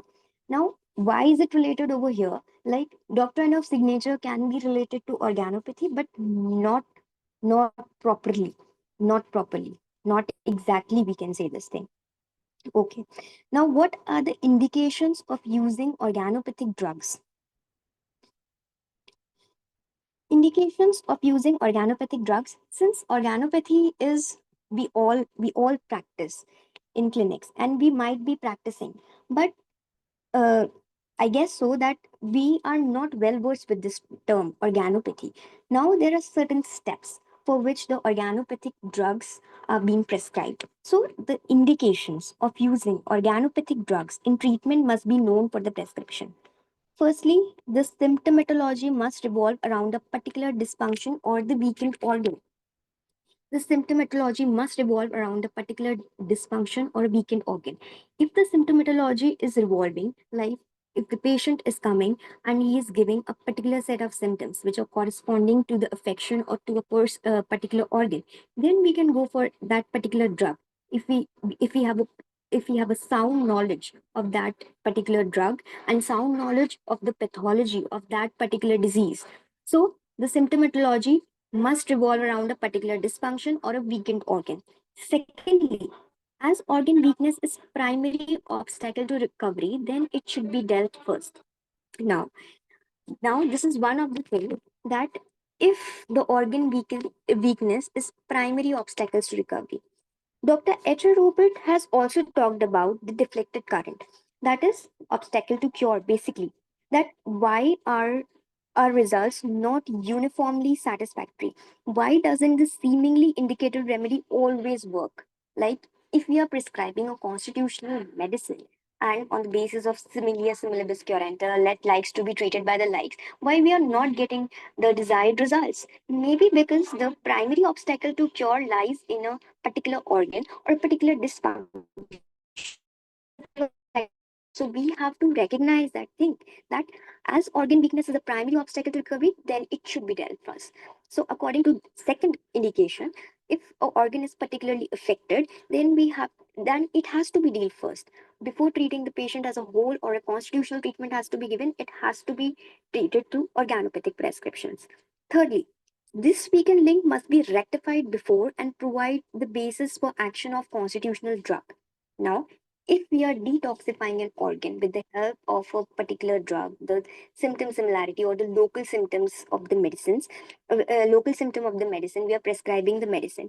And if it is rectified before, then only we can provide the basis for the action of the constitutional drug. Then only we can prescribe. Then any kind of after giving the organopathic prescription, we can give the constitutional drug for curing the patient as the whole. Fourthly, judicious application of organopathic drugs are necessary. Definitely. Why it's not necessary? It should be necessary since we are prescribing mother tinctures. Low potencies are prescribed and frequent repetitions are also given. So this might harm the body or to the organs, other organs also. So judicial applications of the organopathic drugs is necessary.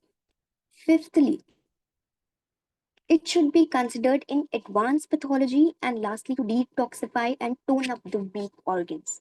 Now, it should be considered in advanced pathology. Knowledge of disease, knowledge of disease and knowledge of physiology, everything of the body has to be in mind before treating a particular organ or a particular disease with organopathic prescriptions. Burnett focused on organopathic case taking when Hahnemannian case taking could not come nearer to find similar. This is what Dr. H. Robert has also said, that why our results are not uniformly satisfactory. Even if we are prescribing the similimum, why we are not getting the satisfactory results? Exactly the same thing Burnett is focusing upon. That upon on organopathic case taking, when Hahnemannian case taking could not come nearer to find similimum, at that moment we can go for organopathic prescriptions. Fundamental focus was on the relationship between the organ remedies, its action, and its range of impact. So, the fundamental focus of Dr. Burnett was between the organ remedies, its action, and its range of impact. How much impact an organ remedy can have on upon an organ, how much weakness or the detoxification it can cause after prescribing. Whilst the other was on posology, including the lower potencies on mother tincture. Now, Dr. Burnett has introduced an idea that was is another his his another focus was on posology, including the lower potencies of the mother tincture, which he used to prescribe. Before the usage of the organopathic drugs in treatment, one must have the full knowledge of the physiology and pathology. So, fifthly, before the treatment of the organopathic drugs, one must have the full knowledge of physiology and pathology, and that's the reason in the undergraduate years also we have been treated, we are being introduced to pathology and physiology so that we have a sound knowledge regarding a disease. And it is actually very much important to know the action of the medicine, the action of the disease, the action of the disease, the prognosis of the disease, what kind of the disease which we are dealing, what kind of the pathology, is it irreversible, is it irreversible, is it even to be cured with orthopedics or not. So the reason we are being introduced with these physiology and pathology. Now, what can be the prescribing techniques? These are all the points which we have already discussed. Case taking with an organopathic focused is considered much more superficial than that of the classical homeopathy. much more superficial. A patient will come, we will get a set of the symptoms, which can be local symptoms, which can be the common symptoms, and upon the knowledge of the disease and knowledge of the drugs, organopathic drugs, we can prescribe the medicine. That is has to be a superficial case taking. That is not has to be detailed case taking as we do in classical homeopathy or the basic homeopathic case taking. Or secondly, organopathic case taking requires the practitioner to have vast knowledge of disease symptomatology and organ function. That is already Henneman has spoke in his aphorisms that there has to be a sound knowledge regarding the disease, the pathology, the medicines, the drugs, and everything.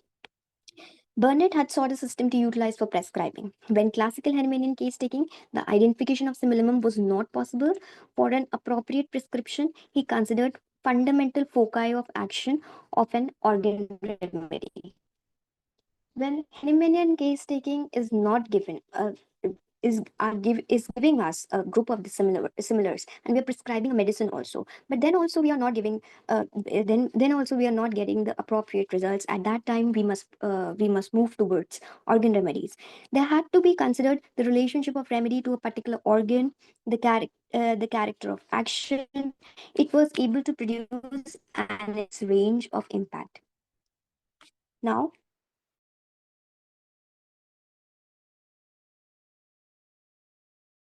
considered knowledge of the drug actions. Like there are certain kind of Materia Medica by Dr. W.H. Burt who give us the actions, the physiological actions of the drug. So after the sound knowledge of those physiological action of the drug, we can only after that we can prescribe the medicine for a particular organ. So that has to be done. Lastly, there is a posological aspect to organopathy. The organ remedies have stronger impact on the disease in material doses and in repetitive prescriptions. Now, why organopathic drugs are given in material doses?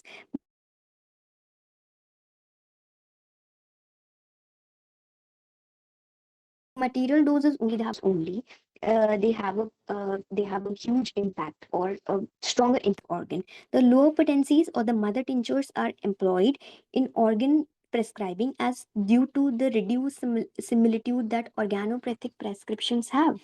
Reduced similitude, yes, definitely reduced similitude, because exactly we are not considered the patient as a whole. We are just concerned with the local symptoms. What if there is certain kind other etiology that we don't know because of our not that good knowledge? So there's a reduced similitude, and because of that reduced similitude they have to be employed. The low potencies of the mother tinctures are employed in organ prescribing. That organopathic prescriptions are prescribed in lower potencies or mother tinctures. Now, just to avoid any kind of confusion further, I have made this slide also and a distinguished feature about organopathy and organotherapy. Organopathy, by till now, I know that I have been able to help you regarding this topic. That organopathy is a basic organ is affected and a particular drug is being prescribed. So organopathy is a branch of homeopathy that emphasizes treating specific organ or tissues of the body that are diseased. The idea is that certain homeopathic remedies have an affinity for particular organ or system in the body and can help stimulate the body self-healing processes in those area. In organopathy, the remedies are prescribed on the organ involved rather than focusing on overall constitution of the patient. These remedies are often derived from minerals, plants, or other substances that have shown effects on specific organs. Okay, these remedies are derived from minerals. We all know that there are range of medicines. There are medicines prepared from plant kingdom. There are medicines prepared from minerals. There are medicines prepared from animal kingdom. Nosodes are there. Sarcodes are there. Bowel nosodes are there. So there we have a range of medicines. So these are the medicines. Organopathy, definitely we have certain medicines which are particular in action, and we drive these medicines from mineral plants as well as other substances that have shown specific action on certain organs. Example: heart, liver, and kidney. So this was about organopathy. Now, what is organotherapy? Organotherapy refers to the therapeutic use of animal organs or granular tissues to treat diseases in humans. Therapeutic use of animal organs or granular tissues to treat diseases human. It originated in traditional medicine and was used in ancient times. But it gained popularity in 19th and 20th century with the rise of glandular supplements. Now we come across a lot of medicine like pituitarinum is there, adrenalinum is there.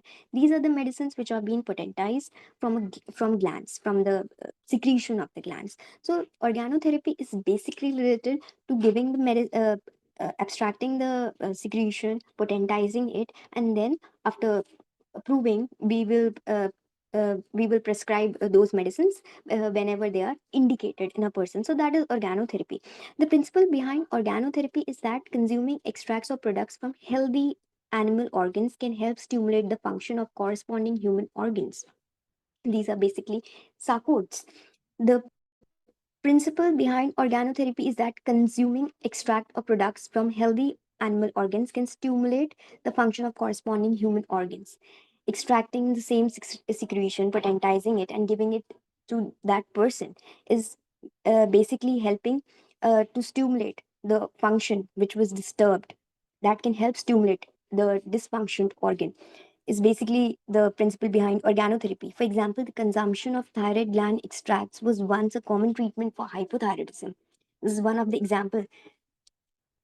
There are a lot of examples in homeopathy from where the secretions from the organs are taken out and it's potentized and then it is being prescribed uh, to the diseased person, and it gives remarkable results. In summary, organopathy focuses on treating specific organs, we all know, with homeopathic remedies, while organotherapy involves using animal organs or tissues to improve the health of corresponding human health. Both are alternative approaches to healing that have evolved over time. Both are alternative approaches to healing that have evolved over time. Definitely now there are different kind of researches which are going on and have shown that the combination of therapies, constitutional therapy or somatic or the organotherapy, everything has shown remarkable results. So I would like to share some of the researches. This is one of the researches which was published in IJRH, that was individualized homeopathic and organopathic supportive management of sickle cell anemia, sickle cell disorder, a case series of 6 patients from a particularly vulnerable tribal group in India. So this study was carried out in India, in a tribal group in India. Why? Because they were susceptible towards the sickle cell disorder, blood related disorder. So what were the objectives of this research? This case series aims to observe the clinical outcomes from prescribing individualized homeopathic medicines along with organopathic supportive medicines in management of SCD through the analysis of case studies of 6 patients from particularly vulnerable tribal group in India that manifest genetic predisposition for the disease. So there are genetic predisposition of the disease. So this is the reason that that tribal group in India was selected. And uh, there was organopathic, homeopathic, individualized homeopathic medicines along with organopathic supportive medicine, uh, which was prescribed. Result shows that individualized homeopathic and organopathic supportive management led to improvements in the clinical symptoms for all the 6 patients. Laboratory test results showed a statistically significant increase in hemoglobin level associated with the treatment. The VAS for the pain indicated decreased pain frequency and severity. Pool scores also improved, indicating enhanced well being for each patient. No adverse effects were reported during the treatment. Conclusion: this study suggests that individualized homeopathic medicines and organopathic supportive management have a beneficial role in managing SCD, that is sickle cell anemia, and may be valuable in context of PVTGs in India. So this was one of the research which was carried on, and this is the research in the present scenario helps us to upgrade our knowledge regarding the use of constitutional medicine along with the supportive organopathic medicines. What past views regarding organopathic medicines have shown that organopathic prescriptions are made for a particular group of symptoms. When we are getting a patient having a particular set of symptoms or the local symptoms, and when the particular organ is affected, primary obstacle to cure is that particular organ, then we have to go for organopathic prescriptions. And if a person is showing if a person is coming with a set of the symptoms which we have to deal with, or constitutional medicine, then we have to give the constitutional medicine. But present researches which are going on has upgraded our knowledge that along with constitutional homeopathic medicine, we can prescribe organopathic supportive management, which actually enhances the results in the patient. So this was one of the research which I came across and I thought to share with you all. Another research was a study on the effect of homeopathic remedies, constitutional and organopathic, in the treatment of hemorrhoids. So another study which was carried out was of the homeopathic remedies, constitutional and organopathic, for the treatment of hemorrhoids. The result of this study was there was 70 diagnosed cases of hemorrhoids, and observing them with administration of constitutional and organopathic remedies with proper follow-up. It is observed that 45 cases, 65% have shown marked improvement from the condition before treatment, of which 23-31% were with constitutional remedies and 33% were with organopathic remedies. So this another research has also shown that there is improvement with the help of organopathic remedies as well, and it can be beneficial. The treatment with organopathic medicines are beneficial as compared with constitutional treatment also. Another research was constitutional, organopathic, and combined homeopathic treatment of benign prostatic hypertrophy. That's a clinical trial which was carried out in which constitutional, organopathic, and combined homeopathic treatment. Constitutional individual constitutional treatment was given, and then there was organopathic treatment was given, and combined homeopathic treatment of benign prostatic hypertrophy was given. So the results was benign prostatic hypertrophy is common in older men, as we all know. This study compared homeopathic treatment strategies using constitutional medicine, organopathic medicine alone, and in combination with in patients suffering from BPH. So this is the another research which help us to update our knowledge in the present era, that along with constitutional medicine, we can go for organopathic supportive treatment as well. The results of this study was 73, 70, and 77 patients respectively were sequentially allotted to OM, CM, or BCOM, organopathic medicines, constitutional medicine, and the a combination of constitutional and organopathic medicines. 180 patients, 60 per groups, completed treatment and were included in the final analysis. Overall, 85% of the patient showed improvement of the subjective symptoms such as frequency, urgency, hesitancy, intermittent flow, unsatisfactory urination, feeble stream, diminution of residual urine, but there was no reduction in prostate.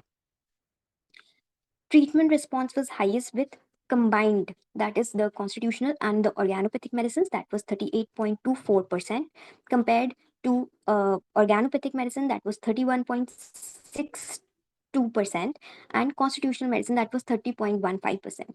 Effect sizes were highest for the decrease in IPSS, residual volume, and urinary flow rate. So this is another research which actually helps us to update our knowledge for using homeopathic medicines in combination with constitutional medicine. Now, and most of the contemporary classical homeopaths advocate the use of single remedy without any interference from any other form of treatment. Yeah. So basically, Hellman sir, Kent sir, and most of the contemporary classical homeopaths always advocate of single remedy, of giving a single remedy at a single time, and infrequent repetition without any interference from any other form of treatment. That is an ideal cure. This is definitely an ideal cure which we talk about or we learn in since beginning, that prescribing a single remedy at a single time, it's the most ideal form of cure. But it is not always attainable. Of course, why it's not always attainable? Even if we are giving a single remedy, single dose, it's not always attainable. Maybe because some problem lies, the primary obstacles lies somewhere else, and we are unaware of it. So, and it is not always justified. Of course, there are certain cases that this principle is not justified, of a single remedy prescribing at a moment and infrequent repetition. It is not always justified. And in today's world, we are confronted not only with diseases, acute or chronic, but with a slow intoxication. Intoxication is introduction of external harmful compound in the organs and intoxication. Since in today's world there are a lot of lifestyle disorders which keeps on lingering in an organism, and the patient is unaware of that thing, and in the end the patient come across that, oh, that certain disease is which the person that I'm suffering with. So this is the thing, that we have to update our knowledge regarding the use of constitutional medicines as well, organopathic medicines as well, and inculcate the use of these medicines in combination to treat certain kind of disorders, because as the time is changing, we have to grow, we have to involve with prescribing technique also, with case taking technique also, and with the knowledge regarding the pathology and physiology of the organism of the diseases. Our vital forces is busy fighting the poisons and the diseases with the help of most of our organs. To treat with homeopathy, we introduce an artificial disease that is supposed to displace the natural disease, but but it does not do that on its own. The remedy needs the involvement of the vital force and the active participation of all organs. That is the purpose of drainage, detoxification, or organopathy. Now, how will organopathy aid? Organopathy will help the weakened organ to tone up, and after that it will aid vital force, so that a proper harmony in the body can be created. So this is basically the principle of organopathy, the detoxification and the drainage to treat a particular disease through organopathic approach. So this was uh, this was all for the today's webinar which I wanted to present. And if there are any kind of questions.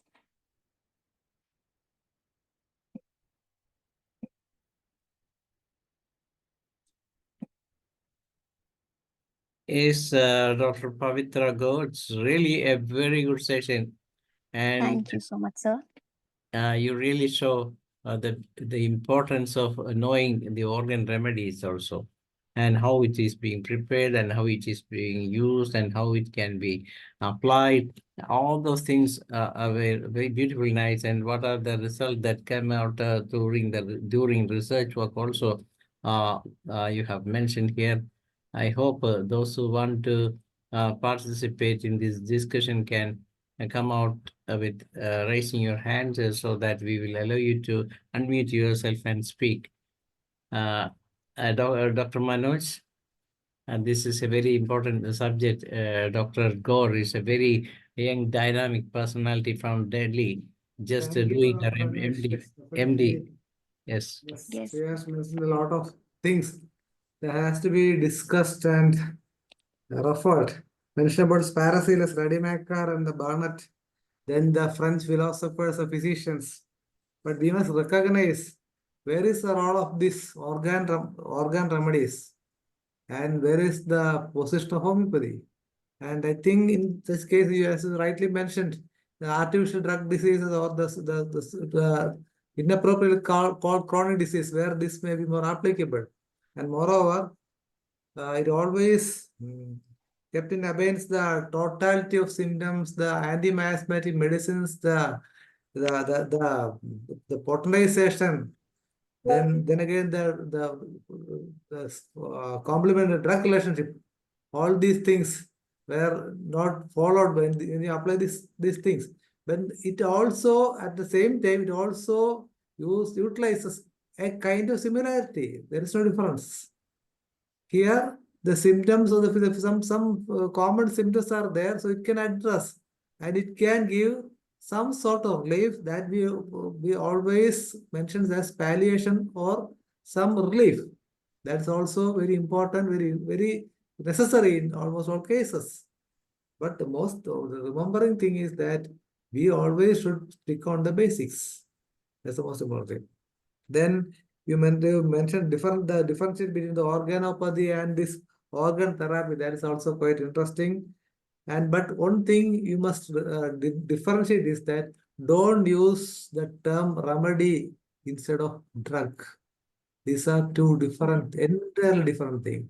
And only homeopathy can provide a remedy. Yes, sir. The other are provide drugs. So Yes, sir. don't use these terms synonymous. That's my suggestion. Okay, sir. Another thing is that always give some sort of sound modulation. So the lecturing will be more attractive. Anyway, good Yes, luck and wish all the best. Congratulations. Thank you. Thank you so much, sir. Very good comment from Dr. Manoj.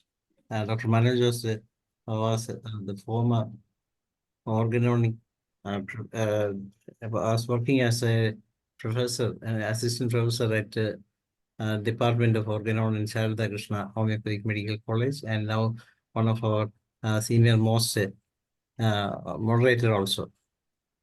And he's one of the backbone of this Ifph. And now I invite Dr. Rambaresa sir to say a few words on this presentation.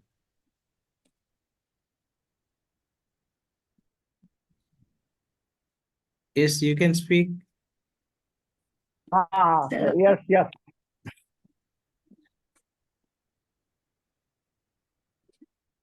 I think there was some network problem with it. Everyone, good evening. Very thanks and congratulations, Dr. PAVITRA GAUR. Very good Thank you so much. session, excellent session. Organopathy in homeopathy. Organopathy and homeopathy, very good, excellent session. Angle of treatment, according to law of homeopathy, symptological angle. Symptological angle, treatment, acute disease, very good action. And mathematical angle, chronic disease treatment, mathematical angle. Without mathematical angle treatment, not cure the disease. Curative way of treatment, mathematical angle, curative way of treatment. And pathological angle, organopathy, the very difficult treatment. Yes. Higher education person treatment. So very thanks, Dr. PAVITRA GAUR. Thank you. Thank you, sir. Very Thank you so much. Okay. Thank you, Dr. Rambaresa sir. And if anyone wants to speak for a while, you can raise your hand, or you can add anything. If you want to add anything more, you can add something more. I think we can invite Dr. Sergi. Yes, Sergi sir. Yes, Dr. Sergi. Okay, yes. Dr. Sergi. Thank you and good evening. It is excellent session. It is excellent session. I Dr. PAVITRA. Wonderful organopathy, Thank you. and organotropic remedy. And I want to ask you if you have a case and she is Yes. myoma, and constitutional treatment I know, but which organopathic remedy first for you these patients? After Myoma? firstly, some remedy, Yes.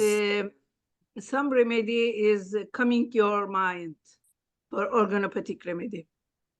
Organopathy remedy regarding leiomyoma, ma'am. Myoma uteri. Leiomyoma. You try Yeah, fibroid? myoma.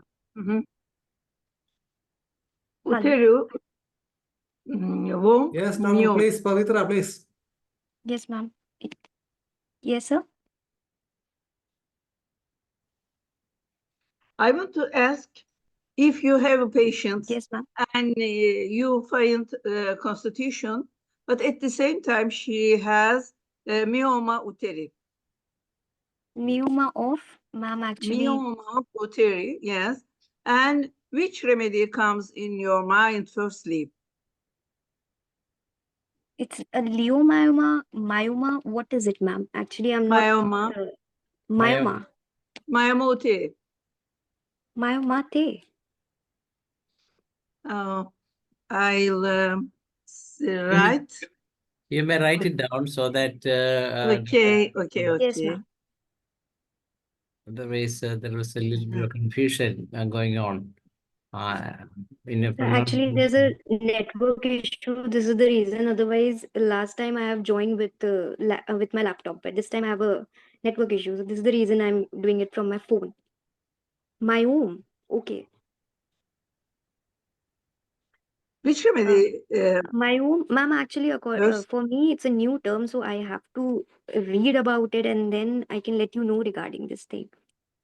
Okay, you may share the number here, Dr. Gaur, so that she can note it Yes. down, and then we can have a chat later. Sometime she can have a chat with you. Yes, ma'am. Okay.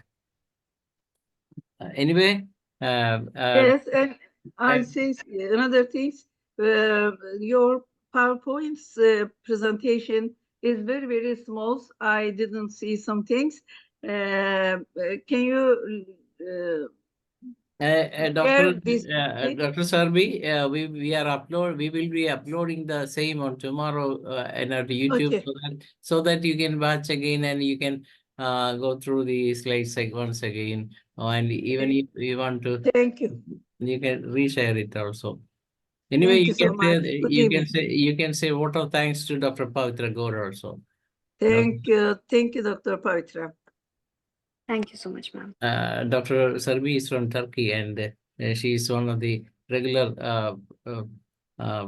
visitor in our forum, and she is the one of the backbone, or she is one of the coordinator of IFBH in Turkey also. Turkey, they are doing a lot of good work for homeopathy after joining this international forum for promoting homeopathy.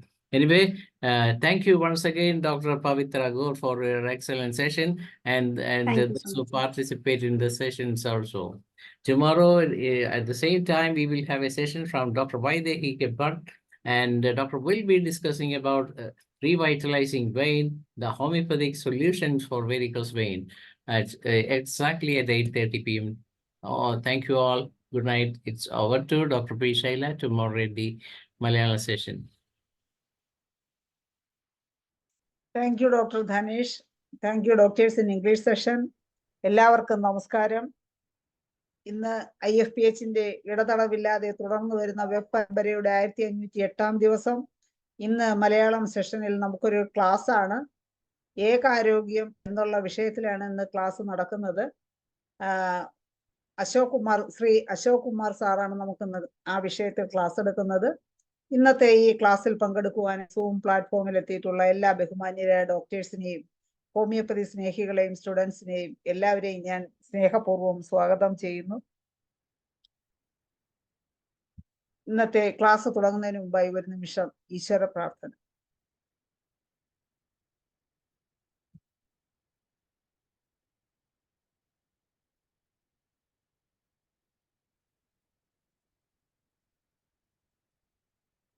നന്ദി. Ashok Kumar sir നേരത്തെ തന്നെ sir class എടുക്കുവാനായി റെഡിയായി എത്തിയിട്ടുണ്ട്. ആരോഗ്യം എന്നുള്ളതാണ് നമ്മുടെ ഇന്നത്തെ വിഷയം. സാറ് ഒരു റിട്ടയർഡ് അധ്യാപകനാണ്. കൂടാതെ ഒരേ ഭൂമി ഒരേ ജീവൻ എന്നുള്ള മാഗസിന്റെ എഡിറ്റർ കൂടിയാണ്. അദ്ദേഹത്തിനെ ഞാൻ വളരെ ആദരപൂർവ്വം ഇന്നത്തെ ക്ലാസ്സിലേക്ക് സ്വാഗതം ചെയ്യുന്നു. സാറേ, ക്ലാസ് തുടങ്ങും.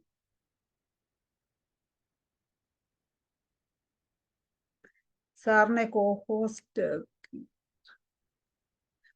ആണ് സാറെ അൺമ്യൂട്ട് ചെയ്ത് ക്ലാസ് തുടങ്ങും. സാർ അൺമ്യൂട്ട് ചെയ്യണേ ഒന്നുകൂടെ. കേൾക്കാമല്ലോ അല്ലേ? കേൾക്കാം. ഓക്കെ, എല്ലാവർക്കും നമസ്കാരം. കഴിഞ്ഞ ആഴ്ച ഞാനിവിടെ ഏകാരോഗ്യം ഒരു വിമർശനാത്മക വിശകലനം എന്ന വിഷയം അവതരിപ്പിച്ചിരുന്നു. അന്ന് സമയപരിമിതി മൂലം ഞാൻ അവതരിപ്പിച്ച വിഷയത്തില് ചർച്ച നടത്താൻ സാധിച്ചില്ല. അപ്പോൾ അതുകൊണ്ട് അന്ന് ഇതിൻ്റെ നേതൃത്വത്തിലുള്ള ഡോക്ടേഴ്സ് ഒരു ദിവസം കൂടി വന്നാൽ നന്നായിരുന്നു എന്ന് പറഞ്ഞു. എനിക്കും അത് സന്തോഷമായി. കാരണം നമ്മളൊരു വിഷയം അവതരിപ്പിച്ചു കഴിഞ്ഞാൽ അതിൻ്റെ ഒരു പ്രതികരണം, ഒരു ഡിസ്കഷൻ വരുമ്പോഴാണല്ലോ നമുക്ക് അതിനകത്ത് കൂടുതൽ സംതൃപ്തി ഉണ്ടാവുക. അപ്പോൾ അതുകൊണ്ട് രണ്ടാമത് ഒരവസരം തന്നതിന് ഇതിൻ്റെ ഭാരവാഹികളോടും ഒപ്പം ഇതിൽ പങ്കെടുക്കുന്ന ഡോക്ടർമാരോടും ഹോമിയോപ്പതിയിൽ താല്പര്യമുള്ള മറ്റുള്ളവരോടും ഒക്കെയുള്ള നന്ദിയും സ്നേഹവും അറിയിക്കുകയാണ്. ഒരു ചർച്ചയ്ക്ക് ഒരു തുടക്കം എന്ന നിലയിൽ, കാരണം അന്ന് കേൾക്കാത്തവർ കുറേ പേരുണ്ടാകാൻ സാധ്യതയുണ്ട്, അന്ന് കേട്ടവരും ഉണ്ട്. അപ്പോൾ അതുകൊണ്ട് ഞാൻ അന്ന് പറഞ്ഞ കാര്യങ്ങൾ അന്ന് ഒരു 40-45 അല്ലെങ്കിൽ 50 മിനിറ്റ് ഒന്നും തോന്നുന്നു എനിക്ക് എടുത്ത് പറഞ്ഞ കാര്യങ്ങളാണ്. ഞാനൊന്ന് ചുരുക്കി പറയുന്നത് നന്നാകും എന്നാണ് എനിക്ക് തോന്നുന്നത്. അതല്ലെങ്കിൽ നമുക്ക് ചർച്ചയിലേക്ക് തന്നെ കിടക്കാം. കാരണം അന്ന് ഈ ഞാൻ പറഞ്ഞ കാര്യങ്ങൾ കേട്ടവരുണ്ടെങ്കിൽ അവർക്ക് അങ്ങനെയാണ് അഭിപ്രായമെങ്കിൽ അങ്ങനെ ചെയ്യാം. അതല്ലെങ്കിൽ ഞാനൊന്ന് ചുരുക്കി പറയാം. ഏത് വേണമെന്ന് ഒന്ന് നിർദ്ദേശിക്കുകയാണെങ്കിൽ ഉപകാരമായിരുന്നു. മനോജ് ഡോക്ടർ എന്താ വേണ്ടി ചുരുക്കി പറയാണോ? ചുരുക്കി പറഞ്ഞിട്ട് പറയാനാണ്. പലർക്കും ഓർമ്മ കുറവൊക്കെ ഉണ്ടാവല്ലോ സാർ, അപ്പൊ ചുരുക്കി പറഞ്ഞാൽ നല്ലതായിരിക്കും. അപ്പൊ സാറൊന്ന് ചുരുക്കി ഒന്ന് ഷോർട്ടാക്കി ഒരു 10-15 മിനിറ്റ് കൊണ്ടൊന്ന് പറഞ്ഞാൽ പറയാം. അപ്പോൾ വൺ ഹെൽത്ത് എന്ന ഒരു കൺസെപ്റ്റിനെ പറ്റിയാണ് നമ്മൾ ആദ്യം പറഞ്ഞത്. വൺ ഹെൽത്ത് എന്ന കൺസെപ്റ്റ് ഈ ട്രഡീഷണൽ ആയിട്ടുള്ള ആരോഗ്യ സങ്കല്പത്തിൽ നിന്ന് വിഭിന്നമാണ്. ട്രഡീഷണൽ ആയിട്ടുള്ള ആരോഗ്യ സങ്കല്പം മനുഷ്യ കേന്ദ്രീകൃതമാണ്. ഇത് മനുഷ്യനും വളർത്തുമൃഗങ്ങളും വന്യമൃഗങ്ങളും ചേർന്ന ഒരു ലോകത്ത് അവരുടെ എല്ലാവരുടെയും ആരോഗ്യത്തിലൂടെ മാത്രമേ മനുഷ്യർക്ക് ആരോഗ്യം ഉണ്ടാകൂ എന്നുള്ളൊരു കൺസെപ്റ്റാണ് അതിൻ്റെ ഒരു ബേസിക് ആയിട്ട് വന്നിരിക്കുന്നത്. പിന്നെ രണ്ടാമത് ഞാൻ പറഞ്ഞത് ഈ കൺസെപ്റ്റ് എങ്ങനെയാണ് എമർജ് ചെയ്തത്, ഉണ്ടായത് എന്നാണ്. അത് ഉണ്ടാകാനുള്ള പ്രധാനപ്പെട്ട കാരണം ഇൻഫെക്ഷ്യസ് ഡിസീസിൻ്റെ വർധനവാണ്. പ്രധാനമായിട്ട് വൈറൽ ഡിസീസ്, നമുക്കറിയാം കോവിഡ് മുതലായ പ്രശ്നങ്ങൾ അറിയാവുന്നതാണ്. ഞാൻ ചുരുക്കിയാണ് കേട്ടോ പറയുന്നത്. അതായത് നമുക്കുള്ള രോഗങ്ങൾ 60% വരുന്നത് ഈ ഇൻഫെക്ഷൻ ഡിസീസിൽ 60% വരുന്നത് സുവോണോറ്റിക് ആണ്. അതായത്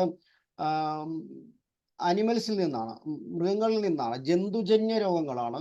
ഈ ജന്തുജന്യ രോഗങ്ങളിൽ തന്നെ പ്രധാനപ്പെട്ടത് വൈറൽ ഡിസീസാണ്. അതാണ് പറഞ്ഞത്. രണ്ടാമത്തെ ഒരു കാര്യം, ഒന്ന് സൂണോറ്റിക് ഡിസീസിൻ്റെ വർധനവ് ആഫ്റ്റർ 70s. രണ്ടാമത്തത് മൈക്രോബിയൽ റെസിസ്റ്റൻസ്, അതായത് ആൻറ്റിബയോട്ടിക്കുകളെ തോൽപ്പിക്കാൻ പറ്റാത്ത വിധത്തിൽ, ആൻറ്റിബയോട്ടിക്കുകൾക്ക് നശിപ്പിക്കാൻ പറ്റാത്ത വിധത്തിൽ മൈക്രോബ്സ് ശക്തി പ്രാപിച്ചിരിക്കുന്നു. ഇതാണ് രണ്ടാമത്തെ കാരണം. ഇനി ഇതാരാണ് ഇൻട്രൊഡ്യൂസ് ചെയ്തത് എന്നുള്ളതാണ് രണ്ടാമത് ഞാൻ പറഞ്ഞത്. അതായത് ഇത് ഉണ്ടാകാനുള്ള കാരണമാണ്, ഈ കൺസെപ്റ്റ് ഉണ്ടാകാൻ കാരണം ഇതാണ്. അതായത് വന്യമൃഗങ്ങളിൽ നിന്ന് മനുഷ്യരിലേക്ക് രോഗങ്ങൾ പകരുന്നു. സൂണോറ്റിക് ഡിസീസ് വളരെ പ്രധാനപ്പെട്ടതായിരിക്കുന്നു. ഒന്ന് അത്. രണ്ടാമത് ആൻറ്റിബയോട്ടിക് കൊണ്ട് നമുക്ക് റെസിസ്റ്റ് ചെയ്യാൻ പറ്റുന്നില്ല. ഇങ്ങനെ ഒരു ക്രൈസിസിൽ മെഡിക്കൽ ഫീൽഡ് എന്ന് ഞാൻ ഇവിടെ ഉദ്ദേശിക്കുന്നത് മുഖ്യധാര നമ്മൾ പറയുന്ന അലോപ്പതി വൈദ്യശാസ്ത്രത്തിൻ്റെ ബേസിൽ നിന്നുകൊണ്ടാണ്. ഇനി രണ്ടാമത്, ഇത് എപ്പോൾ ഉദയം ചെയ്യുന്നു? 2004 അന്താരാഷ്ട്ര തലത്തിൽ ലോക ആരോഗ്യ സംഘടനയും ലോക ഭക്ഷ്യ കാർഷിക സംഘടനയും പിന്നെ ജന്തുക്കളുടെ ചില അസോസിയേഷനുകളും ഒക്കെ ചേർന്നിട്ട് ഇങ്ങനെ ഒരു മീറ്റിംഗ് നടത്തുന്നത്, ഈ വൺ ഹെൽത്ത് എന്ന കൺസെപ്റ്റിൽ ഒരു മീറ്റിംഗ് നടത്തുന്നത്. അതിനുശേഷം ആ മീറ്റിങ്ങിന് ശേഷം 2010 ലോകാരോഗ്യ സംഘടനയും പിന്നെ ഈ ഫുഡ് ആൻഡ് അഗ്രികൾച്ചർ ഓർഗനൈസേഷനും വേൾഡ് ഓർഗനൈസേഷൻ ഫോർ ആനിമൽ ഹെൽത്തും ഇതിനെ ഔദ്യോഗികമായി അംഗീകരിക്കുന്നു. വൺ ഹെൽത്ത് എന്ന കൺസെപ്റ്റിനെ ഔദ്യോഗികമായി അംഗീകരിക്കുന്നു. അതനുസരിച്ച് അവർ ആദ്യമായിട്ട് 2011 ഒരു മീറ്റിംഗ് ആസ്ട്രേലിയയിൽ മെൽബണിൽ വെച്ച് നടത്തുന്നു. ഇന്റർനാഷണൽ കോൺഗ്രസ് നടത്തുന്നു. എല്ലാ രാജ്യങ്ങൾക്കും വൺ ഹെൽത്ത് എന്ന ആശയത്തിൽ പ്രവർത്തിക്കാൻ വേണ്ടി, കൺസെപ്റ്റ് മാറ്റാൻ വേണ്ടി നിർദ്ദേശങ്ങൾ ലോകാരോഗ്യ സംഘടന കൊടുക്കുന്നു. 2022 ആയപ്പോൾ, ആഫ്റ്റർ കോവിഡ് ആയപ്പോൾ, നമ്മുടെ ഇന്ത്യയിൽ തന്നെ 2022 one health national one health mission 2012 രൂപീകരിക്കുന്നു. കേരളത്തിലും 2023 സെന്റർ ഫോർ വൺ ഹെൽത്ത് എന്ന പേരിൽ ഹെൽത്ത് ഡിപ്പാർട്ട്മെന്റ് കീഴിൽ ഒരു പ്രോഗ്രാം തന്നെ സ്റ്റാർട്ട് ചെയ്തിരിക്കുന്നു. അതിൻ്റെ ഫസ്റ്റ് വർക്ക് പമ്പ ബേസിനിലെ 5 ജില്ലകളിൽ, ആലപ്പുഴ, കോട്ടയം, പത്തനംതിട്ട, ഇടുക്കി 4 ജില്ലകളിൽ ആരംഭിച്ചു കഴിഞ്ഞിരിക്കുന്നു. ഇതാണ് ഞാൻ പറഞ്ഞത്. മറ്റൊന്ന് ഞാൻ പറഞ്ഞത്, ഈ ലോകാരോഗ്യ സംഘടന നിപയെ പറ്റി ലോകാരോഗ്യ സംഘടന പറഞ്ഞൊരു കാര്യമാണ്. നമുക്കറിയാം അത് ജന്തുജന്യ രോഗമാണ്, വൈറസുകൾ വന്നിരിക്കുന്നത് വവ്വാലിൽ നിന്നാണെന്ന് പറഞ്ഞിരിക്കുന്നു. അടുത്തത് നമുക്ക് എല്ലാവർക്കും അറിയാവുന്ന കാര്യമാണ് കോവിഡ് വന്നപ്പോൾ പറഞ്ഞത്, കോവിഡ് വന്നിരിക്കുന്നത് വുഹാനിലെ വൈൽഡ് ലൈഫ് മാർക്കറ്റിൽ നിന്നാണ്. വൈൽഡ് ജീവികളുടെ വിൽപ്പനയുണ്ട്, അവിടെ നിന്നാകാം, അതാണ് ഉറവിടം എന്നാണ് പറഞ്ഞത്. വുഹാൻ വൈറസ് എന്നതിന് പേര് അമേരിക്കക്കാർ കളിയാക്കി ട്രംപും മറ്റും വിളിച്ചു ഒക്കെയുണ്ട്. ഇനി ഇതിൻ്റെ ഒരു ക്രിട്ടിക്കൽ ഇവാലുവേഷനാണ് നടത്തുന്നത്. ഇതിൻ്റെ ക്രിട്ടിക്കൽ ഇവാലുവേഷൻ ഇതാണ്. അതിൻ്റെ ഞാനൊരു ഉദാഹരണം എടുത്തത് ഗാർഡിയൻ പത്രത്തിൽ വന്ന ഒരു ദീർഘമായ ഒരു ലേഖനമാണ്. ആ ലേഖനത്തിൽ പറയുന്നത് സൂണോട്ടിക് ഡിസീസിൻ്റെ മൂല കാരണം, അതിൽ ആ ലേഖനത്തിൽ ഒരു 3-4 ഡോക്ടർമാരുടെ പഠനങ്ങൾ വെച്ചാണ് അവരത് പറയുന്നത്. മൂല കാരണം വന്യജീവികളല്ല, പകരം ഫാക്ടറി ഫാംസ് ആണ്. ഫാക്ടറി ഫാംസിൽ ഇൻഡസ്ട്രിയലായിട്ട് കേന്ദ്രീകൃതമായിട്ട്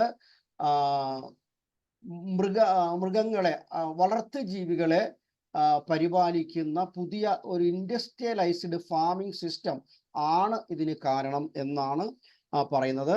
അതിൽ ഡോക്ടർമാരുടെ പേരുകൾ കുറച്ച് പേരുകൾ ഞാൻ പറഞ്ഞിരുന്നു. മാത്രമല്ല ഫുഡ് ആൻഡ് അഗ്രികൾച്ചർ ഓർഗനൈസേഷൻ ഇത് പറയുന്നുണ്ട്. ഏവിയൻ ഫ്ലൂവിനെ പറ്റി പറയുന്നത് അത് വന്നിരിക്കുന്നത് നമ്മളുടെ മോണോകൾച്ചർ മീൻസ് ഈ ഫാക്ടറി ഫാമിംഗ് ആണ്. കുറേ കോഴികളെ, 10,000-കണക്കിന് കോഴികൾ അല്ലെങ്കിൽ പന്നികൾ അല്ലെങ്കിൽ പശുക്കൾ ഇങ്ങനെ വളർത്തുന്ന രീതിയാണ്. കാരണം അവയെ ജനറ്റിക്കലി അവ ഒന്നാണ്. അതുകൊണ്ട് ഒരാൾക്ക് വന്നാൽ എല്ലാവർക്കും വരും. കാരണം റെസിസ്റ്റൻസ് കുറവാണ് അവയ്ക്ക്. അപ്പോൾ അതുകൊണ്ട് wild birds are routinely blamed by ഗവൺമെന്റുകളും ഇൻഡസ്ട്രിയും കുറ്റപ്പെടുത്തുന്നത് വൈൽഡ് ബേഡ്സിനെയാണ് for spreading avian flu along migratory routes. അവർ മൈഗ്രേറ്റ് ചെയ്യുമ്പോൾ ആ പക്ഷികളിൽ നിന്ന് വരുന്നത് കുറ്റപ്പെടുത്തുന്നു. പക്ഷേ evidence is mounting that intensive farms are potential mixing pots for new deadly viruses എന്നാണ്. പുതിയ ഡെഡ്ലി വൈറസ് ഉണ്ടാകാനുള്ള പ്രധാനപ്പെട്ട കാരണം അതൊരു മിക്സിംഗ് പോട്ടായി മാറിയിരിക്കുന്നു. വൈറസ് അവിടെ വന്നു കഴിഞ്ഞാൽ, വന്യമൃഗങ്ങളിൽ നിന്ന് എവിടെ നിന്നോ വന്നു കഴിഞ്ഞാൽ അവിടെ വെച്ച് ഇത് മ്യൂട്ടേറ്റ് ചെയ്ത് വീര്യം കൂടിയ പതോജൻസ് ആയിട്ട് മാറും എന്നാണ് അതിനകത്ത് പറയുന്നത്. ഇത് തന്നെ റോബ് വാലസ് എന്ന് പറയുന്ന അമേരിക്കൻ വൈറോളജിസ്റ്റ് പറയുന്നുണ്ട്. ബ്ലെയിമിംഗ് മൈഗ്രേറ്ററി വാട്ടർഫോൾ, കാട്ട് താറാവുകളെ കുറ്റപ്പെടുത്തുന്നതിൽ യാതൊരു അർത്ഥവുമില്ല എന്ന് അദ്ദേഹം പറയുന്നുണ്ട്. ഞാൻ വിശദീകരിക്കുന്നില്ല. മാത്രമല്ല അദ്ദേഹം big farms make big flu എന്നൊരു പുസ്തകം തന്നെ 2016 എഴുതി. വലിയ ഫാമുകളാണ് വലിയ പനികൾ ഉണ്ടാക്കുന്നത്, ഇൻക്ലൂഡിങ് ദ ലാസ്റ്റ് പാൻഡമിക് എന്ന് പറയുന്നത്. അതുപോലെ തന്നെ മറ്റൊരു ബയോളജിസ്റ്റ് സാം ഷെപ്പേർഡും അദ്ദേഹം ഇത് പറയുന്നുണ്ട്. അതായത് virus and other pathogens to merge, mutate, spread and then jump into humans. ഈ ഫാക്ടറി ഫാമുകളിൽ നിന്ന് അവ മ്യൂട്ടേറ്റ് ചെയ്ത് മനുഷ്യരിലേക്ക് എത്തുന്നു എന്ന് സാം ഷെപ്പേർഡ് പറയുന്നു. അതുപോലെ തന്നെ മറ്റൊരു എപ്പിഡെമോളജിസ്റ്റ് മാരിയസ് ഗിൽബർട്ട് അദ്ദേഹം പറയുന്നത് most viruses which circulate in wild birds are low danger and cause only mild effect. Wild ജീവികളിൽ ഉള്ള വവ്വാലിലായാലും ഈ പറയുന്ന മറ്റേത് ജീവികളും അവയിലൊക്കെ വൈറസ് വളരെ ലോ ഡേഞ്ചർ ആണ്, മൈൽഡ് എഫക്റ്റ് ആണ് ഉണ്ടാക്കുന്നത്. ബട്ട് ഈ from time to time they enter the poultry system. അപ്പോൾ പോൾട്രി സിസ്റ്റത്തിലേക്ക് എത്തിക്കഴിഞ്ഞാൽ എവല്യൂഷണറി ചേഞ്ച് ഉണ്ടാകുന്നു. അങ്ങനെ അത് വളരെ വയലന്റ് ആയിട്ടുള്ള പാത്തോജൻസ് ആയിട്ട് മാറുന്നു എന്ന് അദ്ദേഹം 2006 തന്നെ ഒരു പുസ്തകം എഴുതി. അതിൻ്റെ പേരാണ് ബേർഡ് ഫ്ലൂ. അന്ന് ഏവിയൻ ഫ്ലൂ ഒക്കെ വളരെ പൊട്ടിപ്പുറപ്പെട്ട ആ പശ്ചാത്തലത്തിലാണ് അദ്ദേഹം 2006 ഇത് എഴുതുന്നത്. അദ്ദേഹം പറയുന്നത് bird flu a virus of our own hatching എന്നാണ്. നമ്മൾ വിരിയിച്ച് കിടക്കുന്ന വൈറസ് ആണ് ബേർഡ് ഫ്ലൂവിൻ്റെ വൈറസ് എന്നാണ് അദ്ദേഹം പറഞ്ഞത്. ഇങ്ങനെയുള്ള ഇവരുടെ മാത്രമല്ല മറ്റൊരു ഉദാഹരണം ഞാൻ കൊടുത്തിരുന്നു. AMA journal of ethics, American medical അസോസിയേഷന്റെ വിദ്യാർത്ഥികളോട് പറയുന്ന ഒരു ലേഖനമുണ്ട്. What should health professions student know about industrial agriculture and disease. Industrial agriculture എങ്ങനെ രോഗം ഉണ്ടാക്കുന്നുവെന്ന് വിദ്യാർത്ഥികൾ അറിഞ്ഞിരിക്കണം. അതിലവർ പറയുന്നുണ്ട്, industrial animal farming increases the risk of emerging infectious disease. ഞാനത് വിശദീകരിക്കുന്നില്ല ഇപ്പോൾ ഏകദേശം. ഇനി രണ്ടാമത്തെ വിഷയം എന്താണ്, ആന്റി മൈക്രോബിയൽ റെസിസ്റ്റൻസ് എങ്ങനെ ഉണ്ടാവും എന്നുള്ളതിൻ്റെ ഒരു ക്രിട്ടിക്കൽ അനാലിസിസ് ആണ്. അത് ഇവർ പറയുന്നില്ല. ആന്റി മൈക്രോബിയൽ റെസിസ്റ്റൻസ് എങ്ങനെയാണ് ഉണ്ടാകുന്നത്? അതായത് ഓരോ വർഷവും അമേരിക്കയിലെ 2.8 മില്യൺ ആന്റിബയോട്ടിക് റെസിസ്റ്റന്റ് ഇൻഫെക്ഷൻ ഉണ്ടാകുന്നു. അതിൽ 35,000 പേര് മരിക്കുന്നു. എന്നുവെച്ചാൽ 35,000 പേരെ രക്ഷപ്പെടുത്താൻ ആന്റിബയോട്ടിക്കുകൾക്ക് പറ്റുന്നില്ല, ചികിത്സിച്ച് പറ്റുന്നില്ല. ഇതാണ് പറയുന്നത്. ഇനി എങ്ങനെയാണ് ആന്റിബയോട്ടിക് റെസിസ്റ്റൻസ് ഉണ്ടാകുന്നത്? നമ്മൾ ഇന്ന് ഭൂമുഖത്ത് ഉണ്ടാക്കുന്ന ആന്റിബയോട്ടിക്കുകളുടെ 80% ഉപയോഗിക്കുന്നത് മനുഷ്യരുടെ ചികിത്സയ്ക്ക് വേണ്ടിയല്ല, മൃഗപരിപാലനത്തിന് വേണ്ടിയാണ്. മൃഗങ്ങളിൽ തൂക്കം വർദ്ധിപ്പിക്കാനോ അവയിൽ മൈക്രോബ്സിനെ നശിപ്പിക്കാനോ മാത്രമാണ് അവ 80% ഉപയോഗിക്കുന്നത്. എന്ന് പറഞ്ഞാൽ ഏറ്റവും കൂടുതൽ ആന്റിബയോട്ടിക്സ് ഉപയോഗിക്കുന്ന ഈ ഫാക്ടറി ഫാമുകളിൽ ബാക്ടീരിയകൾ മ്യൂട്ടേറ്റ് ചെയ്ത് വീര്യം കൂടിയവയായി ഈ പറയുന്ന ആന്റിബയോട്ടിക് റെസിസ്റ്റന്റ് AMR ആയിട്ട് മാറുന്നു എന്നാണ് മനസ്സിലാക്കുക. അപ്പോൾ ആന്റിബയോട്ടിക് റെസിസ്റ്റൻസ് ഉണ്ടാകാനുള്ള ബാക്ടീരിയകളുടെ കാരണം ഫാക്ടറി ഫാമിംഗ് ആണ് ഒന്ന്. 2, ആന്റിബയോട്ടിക്സ് മാത്രമല്ല ഫാക്ടറി ഫാമിൽ ഉപയോഗിക്കുന്നത്. അവിടെ ഒരു 4 തവണയെങ്കിലും 45 ദിവസം കൊണ്ട് വിരിയിച്ചിറക്കുന്ന ഒരു കോഴിയാണെങ്കിൽ 4 തവണയെങ്കിലും അതിന് വാക്സിൻ കൊടുത്തിരിക്കും. പലതരം വാക്സിൻസ് അതിന് കൊടുത്തിരിക്കും.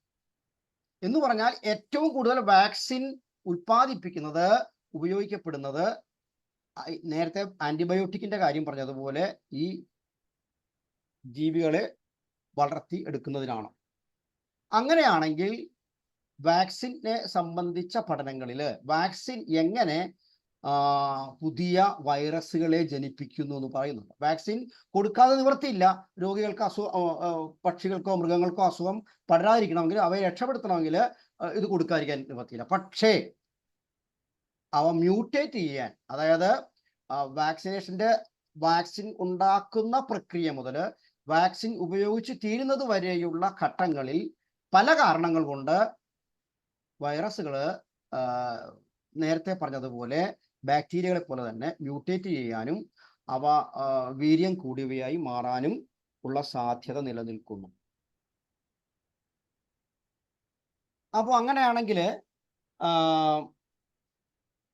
ഈ ഫാക്ടറി ഫാമിംഗ് എന്ന് പറയുന്ന ഈ സംവിധാനം, ഈ ഫാക്ടറി ഫാമിങ്ങും അതൊരു സിന്തറ്റിക് എൻവയോൺമെന്റ് ആണ്. ഒരു നമ്മള് നാടൻ കോഴിയെ നമ്മുടെ വീട്ടിൽ വളർത്തുന്ന കോഴിയുടെ ഒരു എൻവയോൺമെന്റ് അല്ല ഒരു ഫാക്ടറിയിലെ ഒരു ആയിരക്കണക്കിന് പിന്നെ കോഴികള് ഒന്നിച്ചു വളർത്തുന്ന ടെന്റിനകത്ത് ചെറിയ ഇടുങ്ങിയ സ്ഥലത്ത് 45-50 ദിവസം ഇരിക്കുന്ന ഒരു സിന്തറ്റിക് എൻവയോൺമെന്റ് ആണ് ഒരു ഫാക്ടറി ഫാമിങ്ങിന്റെ പ്രത്യേകത.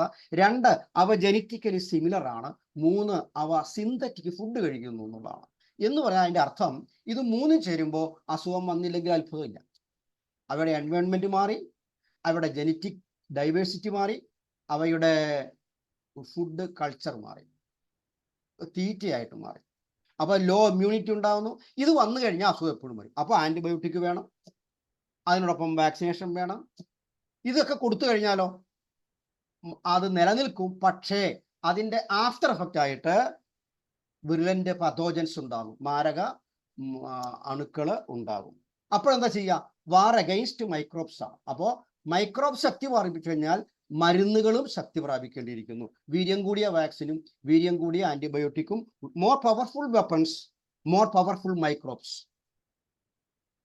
അപ്പോൾ multinational farming industry and multinational medical industry എന്ന് നമുക്ക് പറയാം. മൾട്ടിനാഷണൽ വളരെ കേന്ദ്രീകൃതമായ ഒരു സംവിധാനമാണിത്. ഈ കേന്ദ്രീകൃതമായ ഈ കാർഷിക സംവിധാനത്തെ നിലനിർത്തുന്നത് അതേപോലെ കേന്ദ്രീകൃതമായ ഗ്ലോബൽ മെഡിക്കൽ ഇൻഡസ്ട്രിയാണ്, അല്ലെങ്കിൽ ഗ്ലോബൽ ഹെൽത്ത് ഇൻഡസ്ട്രിയാണ്. അപ്പൊ അങ്ങനെയാണെങ്കിൽ ഈ what lessons have we learned from the COVID-19 pandemic? എന്താണ് നമ്മൾ പഠിച്ചതെന്നാണ് നമുക്ക് ചോദിക്കാനുള്ളത്. ഇതാണ് നമ്മളെ പഠിപ്പിച്ചത്. ഈ വൈറസ് ഡിസീസ് നമ്മളെ പഠിപ്പിച്ചത് ഇതാണ്. ഹെൽത്ത് എന്ന് പറഞ്ഞാൽ വന്യജീവികളുടെ ആരോഗ്യം, നാട്ടിലെ വളർത്തുന്ന മൃഗങ്ങളുടെ ആരോഗ്യം, പിന്നെ അതുപോലെ മനുഷ്യന്റെ ആരോഗ്യം പരസ്പരം ബന്ധപ്പെട്ടിരിക്കുന്നു എന്ന് പറയുമ്പോൾ അതിൻ്റെ കൂടെ മറ്റ് രണ്ട് വിശേഷങ്ങൾ കൂടിയാണ്. അതിലൊന്ന് വൺ വേൾഡ് എന്ന് പറഞ്ഞാൽ ലോകത്തെ എല്ലാവർക്കും ഒറ്റ മരുന്ന്. വൺ വേൾഡ് എന്ന് വെച്ചാൽ ലോകത്ത് ചികിത്സാ എന്തൊക്കെ പ്രിക്കോഷൻസ്, എന്തൊക്കെ നടപടികൾ അത് ഇവിടെ എന്ത് ചെയ്യുന്നു അത് അമേരിക്കയിൽ ചെയ്യും. ലോകം മൊത്തം ഒന്നിച്ച് കണ്ടാലേ കാര്യം നടക്കും. 2, വൺ ഹെൽത്ത് എന്ന് പറഞ്ഞാൽ ഇത് 3 നോക്കണം എന്ന്. മറ്റൊന്ന് വൺ മെഡിസിൻ. ഇത് പരിഹരിക്കാൻ വിവിധങ്ങളായ ചികിത്സാ സമ്പ്രദായങ്ങള് പാടില്ല എന്നാണ് എൻ്റെ അർത്ഥം. അപ്പോൾ one health, one world, one medicine. നമ്മൾ പണ്ട് ശ്രീനാരായണ ഗുരു പറഞ്ഞ പോലെയാണ് നമുക്ക് തോന്നുന്നത്. ഒരു ജാതി, ഒരു മതം, ഒരു ദൈവം. അത് വളരെ വിശാലമായ ഒരു അർത്ഥത്തില് ഒരു സമന്വയത്തിന്റെ പാതയാണ്. ഇത് കേന്ദ്രീകരണത്തിന്റെ ഒരു വലിയ പാതയാണ്. എങ്ങനെ? സൂണോറ്റിക് ഡിസീസിന്റെ പേരിൽ. അതിന്റെ യഥാർത്ഥ കാരണം എന്താണ്? വന്യജീവികളല്ല. അപ്പൊ വന്യജീവികളെ പരിചാരി, വന്യജീവികളുടെ ശ്രമ പരിശോധന നടത്തിക്കൊണ്ട് യഥാർത്ഥ കാരണം മറച്ചു വെക്കുന്ന 2 ഇൻഡസ്ട്രികൾ, ഒന്ന് factory farming industry, 2 medical industry. ഇവയുടെ ഒരു വലിയ ഒരു സൈദ്ധാന്തികമായ ഒരു കാപട്യമാണ് നമ്മൾ ഇതിലൂടെ കാണുന്നത്. മാത്രമല്ല ഇതിന്റെ ഒരു ആപ്ലിക്കേഷൻ നമുക്ക് കാണാൻ പറ്റും. One world, one health, one മെഡിസിന്റെ ആപ്ലിക്കേഷനാണ് നമ്മൾ ഈ കോവിഡ് പാൻഡമിക്കിൽ കണ്ടത്. ആയുർവേദക്കാര് അവരുടെ ടെസ്റ്റ്, അവരുടെ ചികിത്സ നടത്തി, അവരതിന്റെ പ്രൂഫ് കൊടുത്തു. ഹോമിയോ ഡോക്ടർമാര് ഇതിന്റെ പ്രൂഫ് കൊടുത്തു. പക്ഷെ അതൊന്നും കേരളത്തിലോ ഇന്ത്യയിലോ ഔദ്യോഗികമായിട്ട് അംഗീകരിച്ചു. മറ്റേതെങ്കിലും തരത്തിലൊക്കെ പറയുമായിരിക്കും അവർ, പക്ഷെ ഔദ്യോഗികമായി അംഗീകരിക്കുകയോ അത്തരം ചികിത്സകളെ ചികിത്സിക്കാൻ അനുവദിക്കുകയോ ചെയ്തില്ല എന്നുള്ളതാണ് നമ്മൾ കാണുന്നത്. പകരം ഈ പറഞ്ഞ നിരീക്ഷണം നടത്തുക, എത്ര പേര് രോഗിയുണ്ടെന്ന് നോക്കുക, എവിടെയാണ് ഇതിന്റെ ഉത്ഭവ കേന്ദ്രം എന്ന് പറയുക, എന്നിട്ട് അതുമായിട്ടുള്ള സമ്പർക്കം, വൈൽഡ് ലൈഫ് മാർക്കറ്റ് ആണെങ്കിൽ അത് കുറെ നാളത്തേക്ക് അടച്ചിടുക. ഇങ്ങനെയുള്ള ഈ അപ്രോച്ചിനാണ് വൺ ഹെൽത്ത് അപ്രോച്ച് എന്ന് പറയുന്നത്.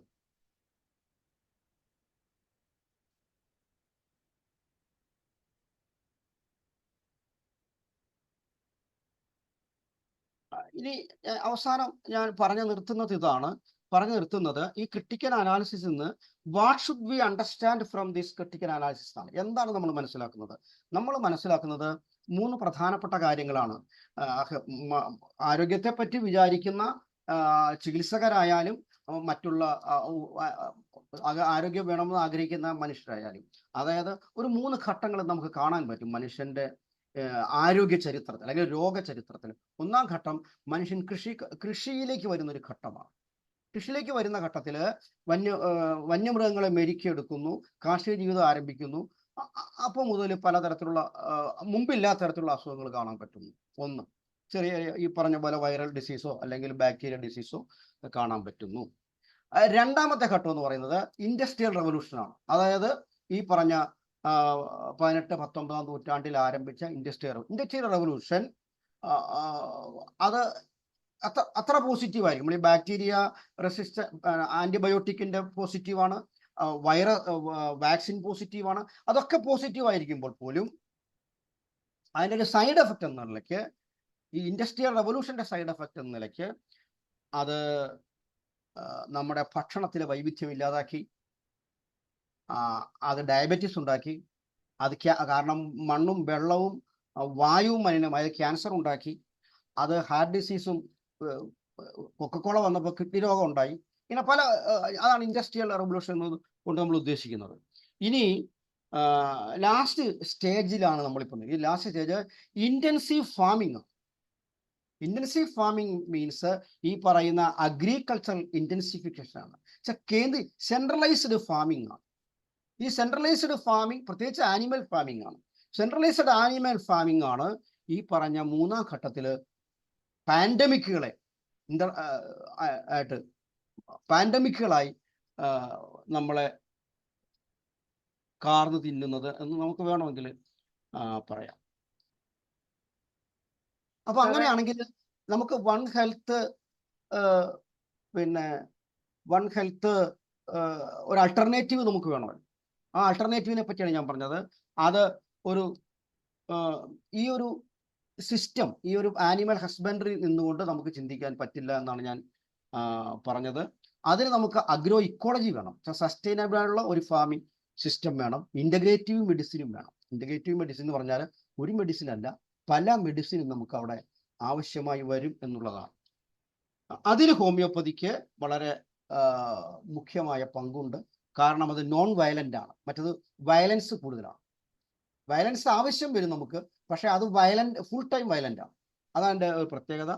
അത് എക്സ്പെൻസീവ് ആണ്. പിന്നെ നമ്മുടെ ഇമ്മ്യൂണിറ്റി ബൂസ്റ്റ് ചെയ്യുന്നതായിരിക്കണം യഥാർത്ഥത്തിൽ നല്ല മെഡിസിൻ എന്ന് പറയുന്നത്. മാത്രമല്ല പ്ലാന്റിനും ലൈഫ് സ്റ്റോക്കിനും മനുഷ്യർക്കും ഒക്കെ ഉപയോഗിക്കാൻ പറ്റണം. അത് ഡെമോക്രാറ്റിക് ആയിരിക്കണം. മറ്റ് ചികിത്സാ രീതികളെ അംഗീകരിക്കുന്നതായിരിക്കണം. ഈ തരത്തിലാണ് ഞാൻ പറഞ്ഞു നിർത്തിയത്. കഴിഞ്ഞ സാറേ ഡിസ്കഷനിലേക്ക് പോയത്? തീർച്ചയായിട്ടും സമയം കൂടുതലെടുത്ത സംശയം. അരമണിക്കൂറെടുത്ത് കുഴപ്പമില്ല സാറേ. ഇനിയിപ്പോ ഇതിലുള്ള ഒരു സാറ് പറഞ്ഞതിന്റെ ഒരു ചുരുക്കം, ഒരേ ആരോഗ്യം, ഒരേ ലോകം, ഒരേ മെഡിസിൻ. ഇങ്ങനെ സാർ ഒരേ മെഡിസിൻ എന്ന് പറഞ്ഞിട്ട് പിന്നെ നമുക്ക് പല ചികിത്സകളും വേണ്ടി വരും. അതിൽ ഹോമിയോപ്പതിയാണ് നല്ലതെന്ന് പറഞ്ഞു. അതെനിക്കൊരു എന്താണ് ഒരു ആശയക്കുഴപ്പം. ആണോ? ഞാൻ പറഞ്ഞതിലെ കുഴപ്പമാണോ? അതല്ല ഞാൻ മനസ്സിലാക്കിയതാണോ? സാർ എന്താണ് ഉദ്ദേശിക്കുന്നത്? അതായത് ലോകാരോഗ്യ സംഘടന പറയുന്നത് one health one world, one health one medicine എന്നാണ്. ഈ വൺ മെഡിസിൻ എന്ന് പറയുമ്പോൾ ലോകാരോഗ്യ സംഘടന ആയാലും അല്ലെങ്കിൽ ആ ആശയം, ആ വൺ മെഡിസിൻ എന്ന് പറയുമ്പോൾ അവർ ഉദ്ദേശിക്കുന്ന അലോപ്പതിയാണ്. അത് നമ്മൾ കോവിഡിൽ കണ്ടു, കോവിഡിൽ തെളിഞ്ഞു. ഇനി അങ്ങോട്ട് ഏത് പാൻഡമിക് അല്ലെങ്കിൽ ഏത് പകർച്ചവ്യാധി ലോക്കലി വന്നാലും നാഷണലി വന്നാലും ഇന്റർനാഷണലി വന്നാലും ആ പകർച്ചവ്യാധികളെ എങ്ങനെ കൈകാര്യം ചെയ്യണം എന്നുള്ളത് സ്റ്റേറ്റ് പറയും. State will decide which medical system will be implemented. ഏത് സിസ്റ്റമാണ് ഇംപ്ലിമെന്റ് ചെയ്യേണ്ടത് സ്റ്റേറ്റ് പറയും. ആ സിസ്റ്റം ഏതാണെന്ന് നമുക്കറിയാമല്ലോ. അപ്പൊ ആ തരത്തില് ചികിത്സയുടെ ഒരു കേന്ദ്രീകരണം, ഡിസിഷൻ മേക്കിങ്ങിന്റെ ഒരു കേന്ദ്രീകരണം ഇതോടെ സംഭവിച്ചു കഴിഞ്ഞിരിക്കുന്നതാണ്. പുതിയ മെഡിക്കൽ ബില്ലൊക്കെ അതിന്റെ ലക്ഷണമാണ്, നിങ്ങൾക്ക് അറിയാമല്ലോ. ഓക്കെ, അപ്പൊ ആ ഒരു ഇതിലാണ് നമുക്ക് ഒരുപാട് ഡിസ്കഷൻസ് വേണ്ടതും അഭിപ്രായങ്ങൾ കേൾക്കേണ്ടതും. അപ്പോ മനോജ് ഡോക്ടർ ഹാൻഡ് റൈസ് ചെയ്തിട്ടുണ്ട്, ജെയിംസ് പോൾ സാറുണ്ട്, ഓക്കെ. എല്ലാരും. ഇതിനകത്ത് ഇപ്പൊ ലാസ്റ്റ് പറഞ്ഞല്ലോ തുടങ്ങാം. ഇത് ലോകാരോഗ്യ സംഘടന, യഥാർത്ഥ ലോകാരോഗ്യ സംഘടന ആരുടെ സംഘടനയാണ്? മരുന്ന് കമ്പനികൾ ഫണ്ട് ചെയ്യുന്ന ഒരു സംഘടനയാണ് ലോകാരോഗ്യ സംഘടന. For the people, by the people, with the people എന്ന് പറഞ്ഞ പോലെ. അപ്പൊ പിന്നെ തീർച്ചയായിട്ടും MBBSന്റെ സിലബസ് ഉൾപ്പെടെ മെഡിക്കൽ കോഴ്സ് ഉൾപ്പെടെ തീരുമാനിക്കുന്ന ലോകാരോഗ്യ സംഘടനയാണ്. എന്നിട്ട് തെറ്റായിട്ട് നമ്മൾ വിചാരിക്കുന്നത് ഏതോ ലോകത്തുള്ള സംഭവം. യഥാർത്ഥം അങ്ങനെ സ്വകാര്യ സംഘടനയാണ്. ഗവൺമെന്റുകൾ മറ്റു മാർഗമില്ലാത്തതുകൊണ്ട് അവരെ അംഗീകരിക്കുന്നുള്ളതേ ഉള്ളൂ. പിന്നെ ഇവിടെ യഥാർത്ഥത്തിൽ പറ്റിയ പ്രോബ്ലം വെച്ചാൽ ഇന്ത്യ രാജ്യത്തിന് പറ്റിയ ഒരു വീഴ്ച തന്നെയാണ് എനിക്ക് തോന്നുന്നത്. കാരണം വെച്ചാൽ നമ്മൾ നമ്മുടെ ഐഡന്റിറ്റി നഷ്ടപ്പെടുത്തി. ഈ വസുദൈവ കുടുംബകം എന്ന് പറഞ്ഞ ഒരു ഐഡന്റിറ്റി ഉണ്ടായിരുന്ന രാജ്യത്തിന് ഐഡന്റിറ്റി ഇല്ല വന്നപ്പോഴത്തേക്കാണ് ഈ വേണ്ടാത്തതിനൊക്കെ താങ്ങാൻ പോകേണ്ടത് എനിക്ക് തോന്നിയിട്ടുണ്ട്. പിന്നെ ഹനിമ എന്നെ കുറിച്ച് പറയുന്നത് word of caution to all sick person എന്നാണ്. Allopathy word of caution. അപ്പൊ എന്തുകൊണ്ടാണ് ചോദിച്ചു കഴിഞ്ഞാൽ അതിനകത്തൊരു എന്താ പറയാൻ ഒരു പ്രിൻസിപ്പിൾ ഇല്ലാത്ത മെഡിസിൻ ആണ്. ഓരോന്നും ഓരോ തരത്തിലാണ് കൈകാര്യം ചെയ്യുന്നുള്ളതുകൊണ്ട് മാത്രമാണ്. പിന്നെ ഈ പറഞ്ഞ ഏക മെഡിസിൻ എന്ന് പറയുമ്പോൾ എല്ലാത്തിനും കൊടുക്കാൻ പറ്റിയ ഏക മെഡിസിൻ എന്ന് പറയുന്നത് ഒരേ മെഡിസിൻ തന്നെയാണ് കൊടുക്കുന്നത്. ഇപ്പം ബെൽഡോണ എന്ന മെഡിസിൻ നമുക്ക് ചെടിക്ക് കൊടുക്കാമെങ്കിലും മൃഗങ്ങൾക്ക് മനുഷ്യർക്കും കൊടുക്കാം. അപ്പോൾ എല്ലാവർക്കും കൊടുക്കാൻ പറ്റുന്ന ഏക മെഡിസിൻ എന്നുള്ളതും മാറ്റമില്ലാതെ പൊട്ടനൈസ് മെഡിസിൻ തന്നെ കൊടുക്കാം. അല്ല പ്രത്യേകിച്ച് പ്രിപ്പറേഷൻ അല്ല. അതുപോലെ തന്നെയാണ് ഈ പറയുന്ന ഡിസീസിന്റെ പേരിടുന്ന കാര്യം. ഇപ്പൊ നമുക്കറിയാം സ്പാനിഷ് ഫ്ലൂവും സ്പെയിനോട്ട് യാതൊരു ബന്ധവുമില്ല. സ്പെയിനിന്റെ ശത്രുക്കളിട്ട പേരാണ് സ്പാനിഷ് ഫ്ലൂ എന്ന്. നമ്മൾ അയൽവക്കക്കാരന്റെ ദേഷ്യം തോന്നി കഴിഞ്ഞാൽ ഇപ്പൊ അവിടുത്തെ ആളിന് നമ്മുടെ പട്ടിക്ക് പേരിടുന്ന് പറഞ്ഞ പോലെ ചെയ്തതാണ്. യൂറോപ്യന്മാരുടെ ഒരു ഇതാണ് കാണിച്ചത്. എന്നിരുന്നാലും ഹോമിയോപ്പതിക്കാരല്ലത് ശരിക്കും പറയേണ്ടത്, പൊതുജനമാണ് പറയേണ്ടത്. കാരണം കോവിഡില് ഏറ്റവും നന്നായിട്ട് അത് രുചിച്ചതാണ്. എന്നിട്ടും ആ രുചി അനുഭവിച്ചവര്, ഗുണം കിട്ടിയവര് മൗനം പാലിച്ചു എന്നുള്ളതില്ല ദുരന്തം. ആ ദുരന്തം ഇപ്പൊ കേരളത്തിൽ എക്സാമ്പിൾ പറയുകയാണെങ്കിൽ ഹോമിയോപ്പതി ഡോക്ടർമാർ 15,000 പേരേ ഉള്ളൂ.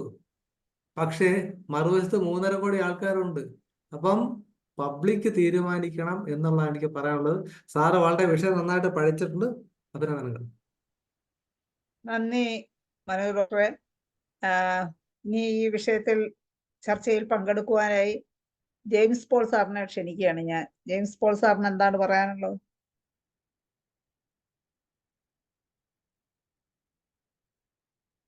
എല്ലാവർക്കും നമസ്കാരം. ഏതായാലും നമ്മുടെ ഇന്നത്തെ ഫാക്കൽറ്റി പറഞ്ഞതിനോട് 100% യോജിക്കുന്നു. അത് വിയോജിപ്പിന്റെ ഒരു പ്രശ്നം ഉദിക്കുന്നില്ല. കാരണം ഇത് മൾട്ടിനാഷണൽ കമ്പനികൾ ഉദ്ദേശപൂർവ്വം ദുരുദ്ദേശപൂർവ്വം കൊണ്ടുവന്നിട്ടുള്ള ഒരു ഐഡിയോളജിയാണ്. ഒരു ലോകം, ഒരു മനുഷ്യൻ, ഒരു മെഡിസിൻ. അപ്പൊ അതിന്റെ ലക്ഷ്യം അങ്ങോട്ട് തന്നെയാണ് പോകുന്നത്. യാതൊരു സംശയമില്ല. അത് നമ്മൾ വളരെ കാലമായിട്ട് ഇവിടെ ചർച്ച ചെയ്തുകൊണ്ടിരിക്കുന്നതാണ്. അതിനെ തുടർന്ന് ബില്ലും ആ ബില്ലിന്റെ ചർച്ച വന്നപ്പോഴെല്ലാം നമ്മൾ ഇത് ആവേശപൂർവ്വം ചർച്ച ചെയ്തിട്ടുള്ള കാര്യമാണ്. അത് തന്നെ ഇനിയും ആവർത്തിക്കണമെന്ന് ഞാൻ ഉദ്ദേശിക്കുന്നില്ല. ഞാൻ ഈ അവസരത്തിൽ മറ്റൊരു കാര്യം പറയാനാണ് ഉദ്ദേശിക്കുന്നത്. അതായത് ഈ അയഡിൻ ഉപ്പ് വലിയൊരു ദുരന്തം ഉണ്ടാക്കിക്കൊണ്ടിരിക്കുന്നു. ആ ദുരന്തത്തിന്റെ ലക്ഷണങ്ങൾ കണ്ടു തുടങ്ങി എന്നുള്ളതാണ് എൻ്റെ നിരീക്ഷണത്തിൽ നിന്ന് കിട്ടിയിട്ടുള്ള ഒരറിവ്. കാരണം നമ്മുടെ ഡെയിലി റിക്വയർമെന്റ് എന്ന് പറയുന്നത് 150 മൈക്രോഗ്രാം ആണ്. 150 മൈക്രോഗ്രാം. ഒരു ഗർഭിണിക്ക് 200 മില്ലിഗ്രാം മൈക്രോഗ്രാം ആണ് ഉദ്ദേശിക്കുന്നത്. അപ്പൊ ഇത് ഡോക്ടേഴ്സ് അല്ലാതെ ആരെങ്കിലും ഈ ഫോറത്തിൽ ഉണ്ടെങ്കിൽ അവരോട് മനസ്സിലാക്കാനായിട്ട് ഞാൻ ആഗ്രഹിക്കുന്നു. ഈ 150 എന്നൊക്കെ കേൾക്കുമ്പോൾ വലിയ തുകയാണ്. അപ്പൊ അതിന്റെ വലിപ്പം കൂടെ നമ്മൾ അറിഞ്ഞിരിക്കണം. ഒരു സാധാരണ സെല്ല്, കോശം, മനുഷ്യന്റെ ഒരു കോശം എന്ന് പറയുന്നത് മൈക്രോസ്കോപ്പിക്കാണ്. അപ്പൊ അതിനകത്ത് ന്യൂക്ലിയസ് ഉണ്ട്, സൈറ്റോപ്ലാസം ഉണ്ട്, അതിനൊരു മെംബ്രെയിൻ ഉണ്ട്, ഗോൾഗി അപ്പാരറ്റസ് ഉണ്ട്, മൈറ്റോകോൺട്രിയ ഉണ്ട്. ഇത്രയും സംഭവമാണ്. അതിൽ 2-3 വാക്യൂൾസ് ഉണ്ട്. ഈ വാക്യൂൾസിനകത്ത് 1500 കൊറോണ വൈറസ്. അതിന്റെ തൂക്കം ഏതാണ്ട് ശരാശരി 450 മൈക്രോ. അപ്പൊ അതിന്റെ 4/1 അയഡിന്റെ നമ്മുടെ ഡെയിലി റിക്വയർമെന്റ്.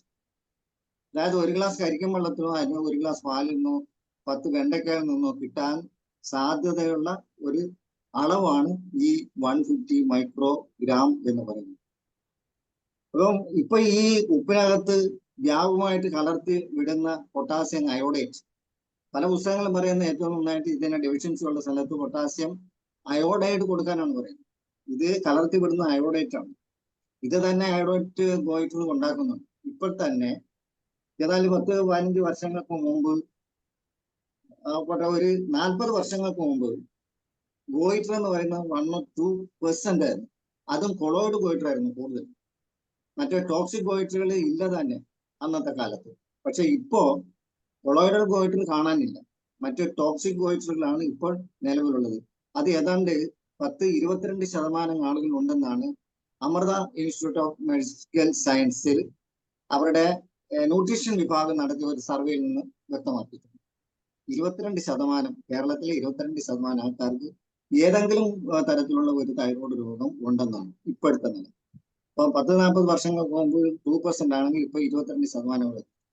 അത് കൂടാതെ തന്നെ നമ്മുടെ ഹോമിയോപ്പതിക് മെറ്റീരിയൽ മെഡിക്കയിൽ ഈ അയഡിൻ പ്രൂവ് ചെയ്യുമ്പോൾ പല സിംറ്റംസ് പറയുന്നു. അതിൽ ഒന്ന് എടുത്തു പറയുന്നത് മെന്റൽ സിംറ്റം ആണ്. അതായത് ഇമ്പൾസീവ് നേച്ചർ ഉണ്ടാകാം, അതുകൊണ്ട് വയലൻസിലേക്ക് പോകാൻ സാധ്യത കൂടുതലാണ്. ഇപ്പം നമ്മൾ ചുറ്റുപാട് നിരീക്ഷിക്കുകയാണെങ്കിൽ പൊതുവെ വയലൻസ് വളരെ കൂടുതലാണ്. അതേപോലെ തന്നെ ഹൃദ്രോഗം, ഏതാണ്ട്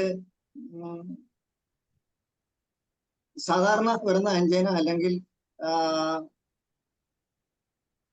കൊറോണറി ഇൻസഫിഷ്യൻസി, ആ രീതിയിൽ വരുന്ന ഒരു വേദന ഈ ഐഡിനും പറയുന്നുണ്ട്. അതായത് ഫ്യൂസിങ് വേദന, പെയിൻ, അല്ലെങ്കിൽ നേവിങ് പെയിൻ, കംപ്രസീവ് പെയിൻ, ഇതെല്ലാം ഹാർട്ടിന്റെ സിംറ്റംസിൽ പറയുന്നുണ്ട്. അതെല്ലാം ഇന്നും സർവ്വവ്യാപകമാണ്.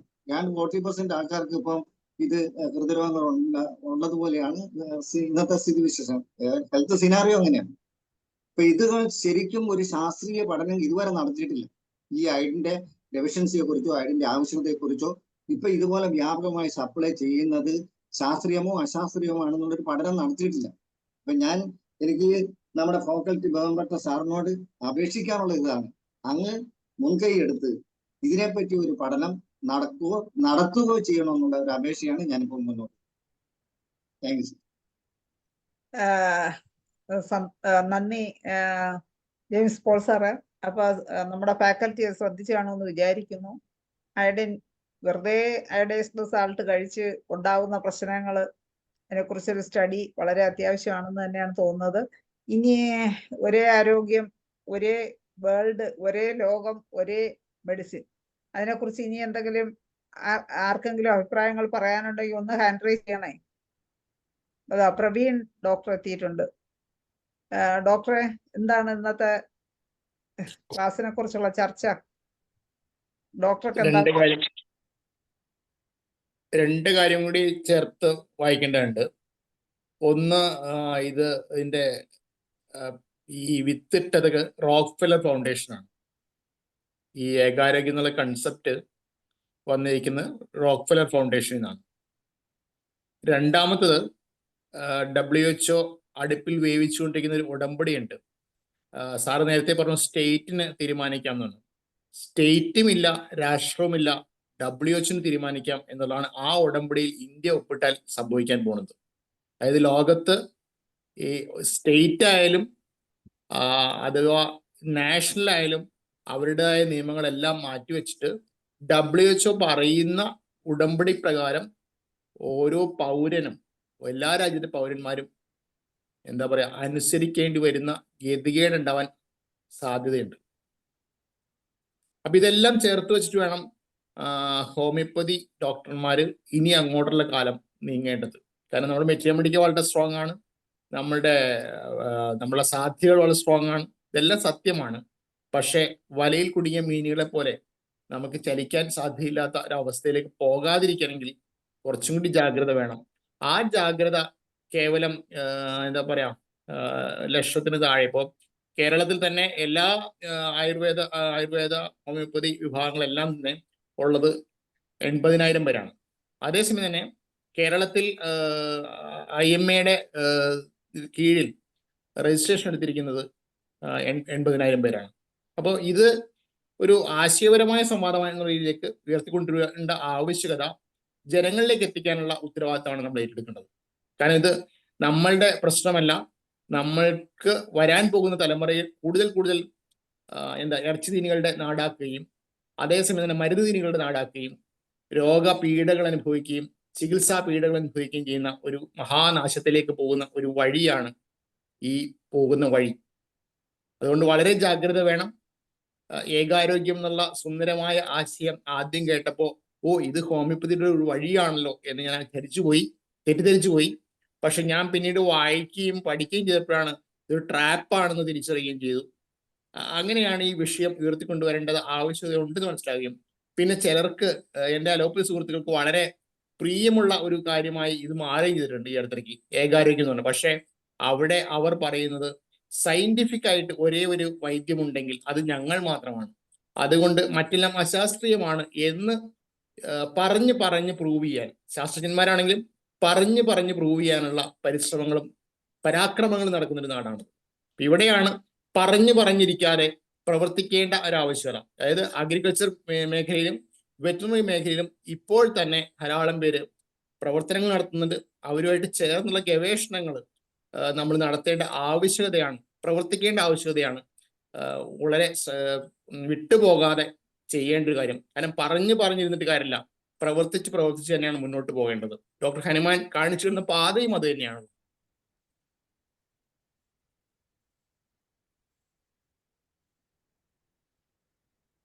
ഡോക്ടർ പറഞ്ഞു കഴിഞ്ഞോ?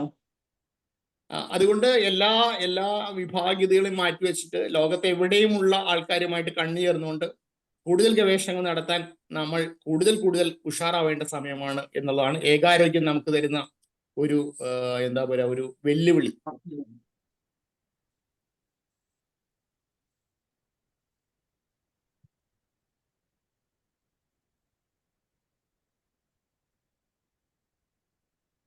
വേറെ ആർക്കെങ്കിലും ചർച്ചയിൽ പങ്കെടുക്കാം, ഇടയ്ക്ക് ആവശ്യമുണ്ടെങ്കിൽ ഇടപെടാം. ഓക്കെ പ്രവീൺ ഡോക്ടറെ, അപ്പൊ ഡോക്ടർ പറഞ്ഞ കണക്ക് ഹോമിയോപ്പതിക്ക് പല വഴി കൂടെ കൂച്ചുവിലങ്ങുകൾ വീണോണ്ടിരിക്കുകയാണ്. ഫുള്ള് വരഞ്ഞു മുറുക്കുന്നതിന് മുമ്പ് എന്തെങ്കിലുമൊക്കെ ചെയ്താൽ ചിലപ്പോൾ രക്ഷപ്പെടാം. അല്ല, ചിലപ്പോഴല്ല, കാരണം കുതിറി മാറിക്കൊണ്ട് ധാരാളം വർക്കുകൾ ലോകത്തെമ്പാടും നടക്കുന്നുണ്ട്. ഉദാഹരണത്തിന് ഈ അടുത്തിടയ്ക്ക് വളരെ യങ്സ്റ്റേഴ്സ് ആയിട്ടുള്ള ആയുർവേദ ഡോക്ടർമാരുടെ ഒരു സമ്മേളനം കേരളത്തിൽ നടന്നു. അതിൽ ഞാനൊരു പങ്കെടുത്തിരുന്നു. അപ്പൊ അങ്ങനെയുള്ള ധാരാളം മുന്നേറ്റങ്ങൾ നടക്കുന്നുണ്ട്. ഇവിടെ ഹോമിയോപ്പതി ഡോക്ടർമാർ കുറച്ചും കൂടി ഉഷാറായാൽ നമുക്കും ഭാവി ഉണ്ട്. കാരണം അത്രയും സ്ട്രോങ് ആയിട്ടുള്ള ചില ഫണ്ടമെന്റൽ പ്രിൻസിപ്പിൾസും അതേപോലെ തന്നെ എക്കോ ഫ്രണ്ട്ലി ആണ്, നോൺ വയലന്റ് ആണ്, അതുപോലെ അത് കോസ്റ്റ് ഇഫക്റ്റീവ് ആണ്. അങ്ങനെ ധാരാളം മേന്മകളുള്ള ഒരു വൈദ്യശാസ്ത്രമാണ്. അതെ. അപ്പൊ ധാരാളം നന്മകളുള്ള വൈദ്യശാസ്ത്രത്തെ അങ്ങനെ കുഴിച്ചുകൂടാനൊന്നും പറ്റില്ല. പക്ഷെ ഒരു വ്യാമോഹങ്ങൾ ഉണ്ടല്ലോ, അത് സ്വാഭാവികമാണ്. പക്ഷെ ആ വ്യാമോഹങ്ങൾ തിരിച്ചറിഞ്ഞുകൊണ്ട് നമ്മൾ കൂടുതൽ പ്രത്യാശയോടെ പ്രവർത്തിക്കേണ്ട കാലമാണെന്നാണ് ഞാൻ ചൂണ്ടിക്കാണിക്കുക. അല്ലാണ്ട് നാശത്തിന്റെ വഴിയല്ല. ഇത് ഒരു ക്രൈസിസിനെ മറികടക്കാനുള്ള ഒരു പ്രതിസന്ധിയാണ്.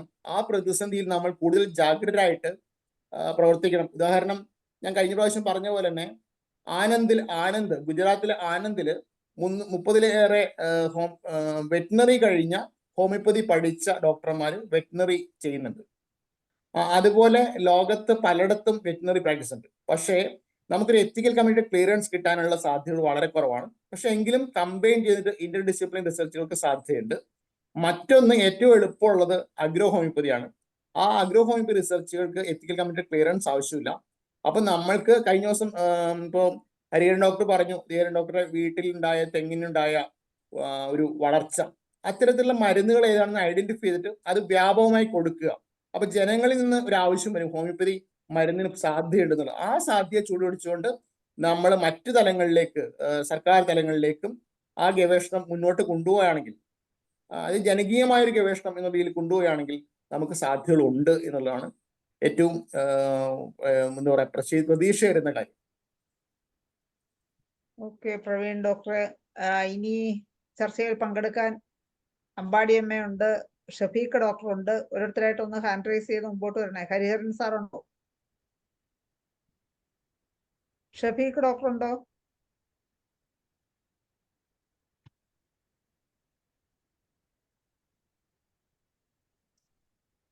ഷഫീഖ് ഡോക്ടർ ഹാൻഡ് റൈസ് ചെയ്തിട്ടുണ്ട്. ഡോക്ടറെ അൺമ്യൂട്ട് ചെയ്തേ. ഓക്കെ, സംസാരിച്ചോളൂ. കേൾക്കാം. ഈ ഏകാരോഗ്യം എന്ന് പറയുന്നത് ഇപ്പൊ നമ്മൾ കേൾക്കുമ്പം നല്ല സുഖമുള്ളതാണ്. പക്ഷേ അതിന്റെ പിന്നിലുള്ള രഹസ്യ അജണ്ടകൾ വളരെ പൊതുജനങ്ങൾക്ക് വളരെ ദോഷം ചെയ്യുന്നതാണ്. സുഖമില്ല നമ്മള് ഡോക്ടറെ, ഒരേ മെഡിസിൻ എന്നാണ് പറയുന്നത് അവസാനം. അതാണ് ഒരേ മെഡിസിൻ അവർ കൊണ്ട് നിർത്തുന്നത് എവിടെയാണ്? അതാണ് അപ്പൊ അതിന്റെ പിന്നിലുള്ള ശക്തി എന്താണെന്ന് നമുക്ക് ചിന്തിച്ചാൽ മനസ്സിലാവുമല്ലോ. ഈ ലോകത്തിനെയൊക്കെ കൺട്രോൾ ചെയ്യുന്ന ശക്തികളിൽ ഒന്നാമത്തെ ശക്തി എന്ന് പറയുന്നത് ഈ ആയുധ വ്യാപാരം. അതായത്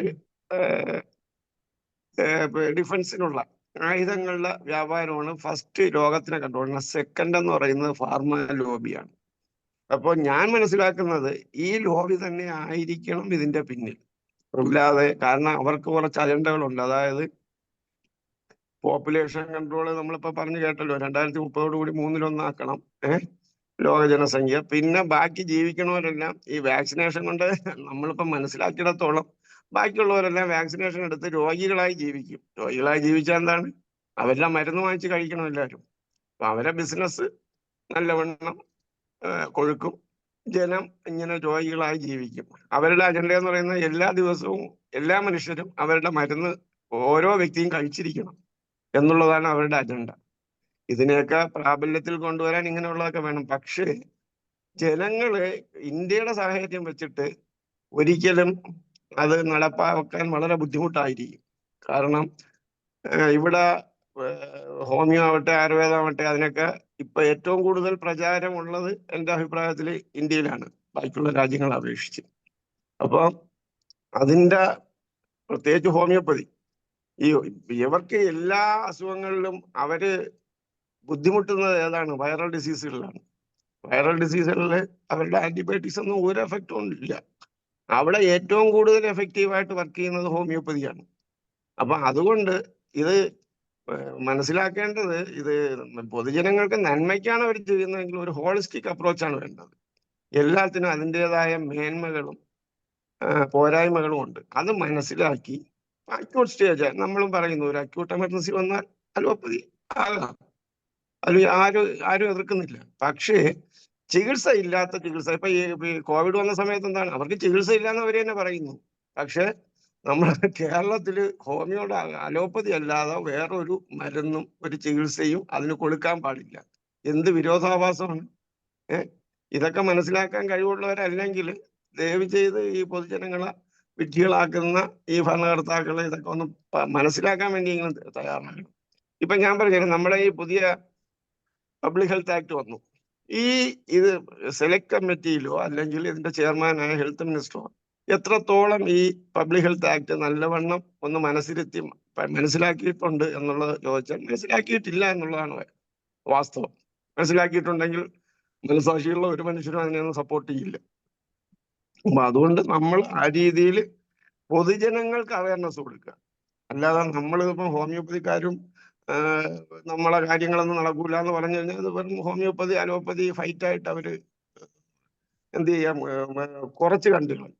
അത് പിന്നെ നമ്മൾ എവിടെ പോയാലും അങ്ങനെയാണ്. അത് ഹോമിയോക്കാരും അലോപ്പതിക്കാരും മുമ്പേ തമ്മിൽ തല്ലാണല്ലോ. അതല്ല ഇതാണ് യഥാർത്ഥത്തിൽ. ഇത് പബ്ലിക്കിനെയാണ് ഇത് അഫക്റ്റ് ചെയ്യുന്നത്. അപ്പൊ അതുകൊണ്ട് ഇതൊക്കെ ഈ ഏകാരോഗ്യം എന്നൊക്കെ പറയുന്നതിന്റെ പ്രിലിമിനറി സ്റ്റേജുകളാണ് ഇവിടുത്തെ പബ്ലിക് ഹെൽത്ത് ആക്ട് എന്ന് തന്നെയാണ് ഞാൻ വിശ്വസിക്കുന്നത്. അത് കേരളത്തിൽ നടപ്പാക്കി കഴിഞ്ഞാൽ ബാക്കിയുള്ള സ്റ്റേറ്റുകൾ വളരെ ഈസി ആയിരിക്കും. കാരണം നമ്മുടെ കേരളമാണല്ലോ എല്ലാത്തിലും സാക്ഷരതയിലും എല്ലാ ഹെൽത്ത് അവയർനെസ്സിലൊക്കെ മുൻപന്തിയിൽ നിൽക്കുന്നത്. അങ്ങനെ ഒരു സംസ്ഥാനത്തിൽ അത് ഈസി ആയിട്ട് പാസ്സാക്കി കഴിഞ്ഞാൽ ബാക്കിയുള്ളതൊക്കെ അവർക്ക് ഈസി ആയിട്ട് ഇംപ്ലിമെന്റ് ചെയ്യാൻ കഴിയും. അതുകൊണ്ട് പൊതുജനങ്ങൾക്ക് നമ്മൾ മാക്സിമം അവയർനെസ് കൊടുക്കുക. പൊതുജനങ്ങൾ തന്നെയാണ് ഇതിന് റിയാക്ട് ചെയ്യേണ്ടത്. അല്ലാതെ വെറും ഹോമിയോക്കാരോ ആയുർവേദക്കാരോ മാത്രം റിയാക്ട് ചെയ്തിട്ട് കാര്യമില്ല. അതിനുവേണ്ടി നമ്മൾ പൊതുജനങ്ങളെ മാക്സിമം പറഞ്ഞ് മനസ്സിലാക്കുക കാര്യങ്ങൾ. അതിന് പൊതുപ്രവർത്തകരായ നമ്മളെ വന്നിട്ടുള്ള ഗസ്റ്റിനെ പോലുള്ള ആൾക്കാരുടെ ഹെൽപ്പ് നമുക്ക് വേണം. പക്ഷെ ഈ സയന്റിഫിക് എന്ന് പറഞ്ഞാൽ ഞാൻ ചോദിക്കുന്നത്, നമ്മുടെ മെഡിസിൻ കൊടുത്തിട്ട് റിസൾട്ട് കണ്ടാൽ അതിനെ അംഗീകരിക്കാൻ കഴിയാത്തവർ എന്ത് സയന്റിഫിക്? പിന്നെ അവരുടെ മെത്തേഡിൽ നമ്മൾ റിസർച്ച് നടത്തണമെന്ന് പറഞ്ഞാൽ അത് നടക്കത്തില്ല. അത് അറിയാന്നുള്ള അവർക്കും അത് അറിഞ്ഞൂടായിട്ടൊന്നുമില്ല. അറിയാമെങ്കിലും അറിഞ്ഞൂടാന്ന് നടിക്കുകയാണ്. ഇപ്പൊ ഹെൽത്ത് മിനിസ്റ്ററിന് എന്തെങ്കിലും വരുമ്പോൾ എന്താണ് പറയുന്നത്? WHO പറയുന്നു, അതിവിടെ ICMR ഇന്ത്യയിൽ വരുമ്പോൾ ICMR അതിനനുസരിച്ച് നമുക്ക് ചെയ്യാൻ പറ്റൂ. അപ്പൊ അതുകൊണ്ടൊക്കെയാണ് ഇങ്ങനെ ഉണ്ടാകുന്ന. അപ്പൊ അതിനെയൊക്കെ നമ്മൾ മാറ്റാനുള്ള ശ്രമങ്ങൾ എല്ലാ ഭാഗത്തുനിന്നും ഉണ്ടാകണം എന്നുള്ളതാണ് എൻ്റെ ഒരു അഭിപ്രായം. പൊതുജനങ്ങൾക്കുള്ള അവയർനെസ് ആണ് ഏറ്റവും അത്യാവശ്യം ഇക്കാര്യത്തിൽ. ഓക്കെ, ഷഫീഖ് ഡോക്ടർ പറയുന്ന പോലെ പാവം പൊതുജനങ്ങൾ ഇതൊന്നും അറിയുന്നില്ല.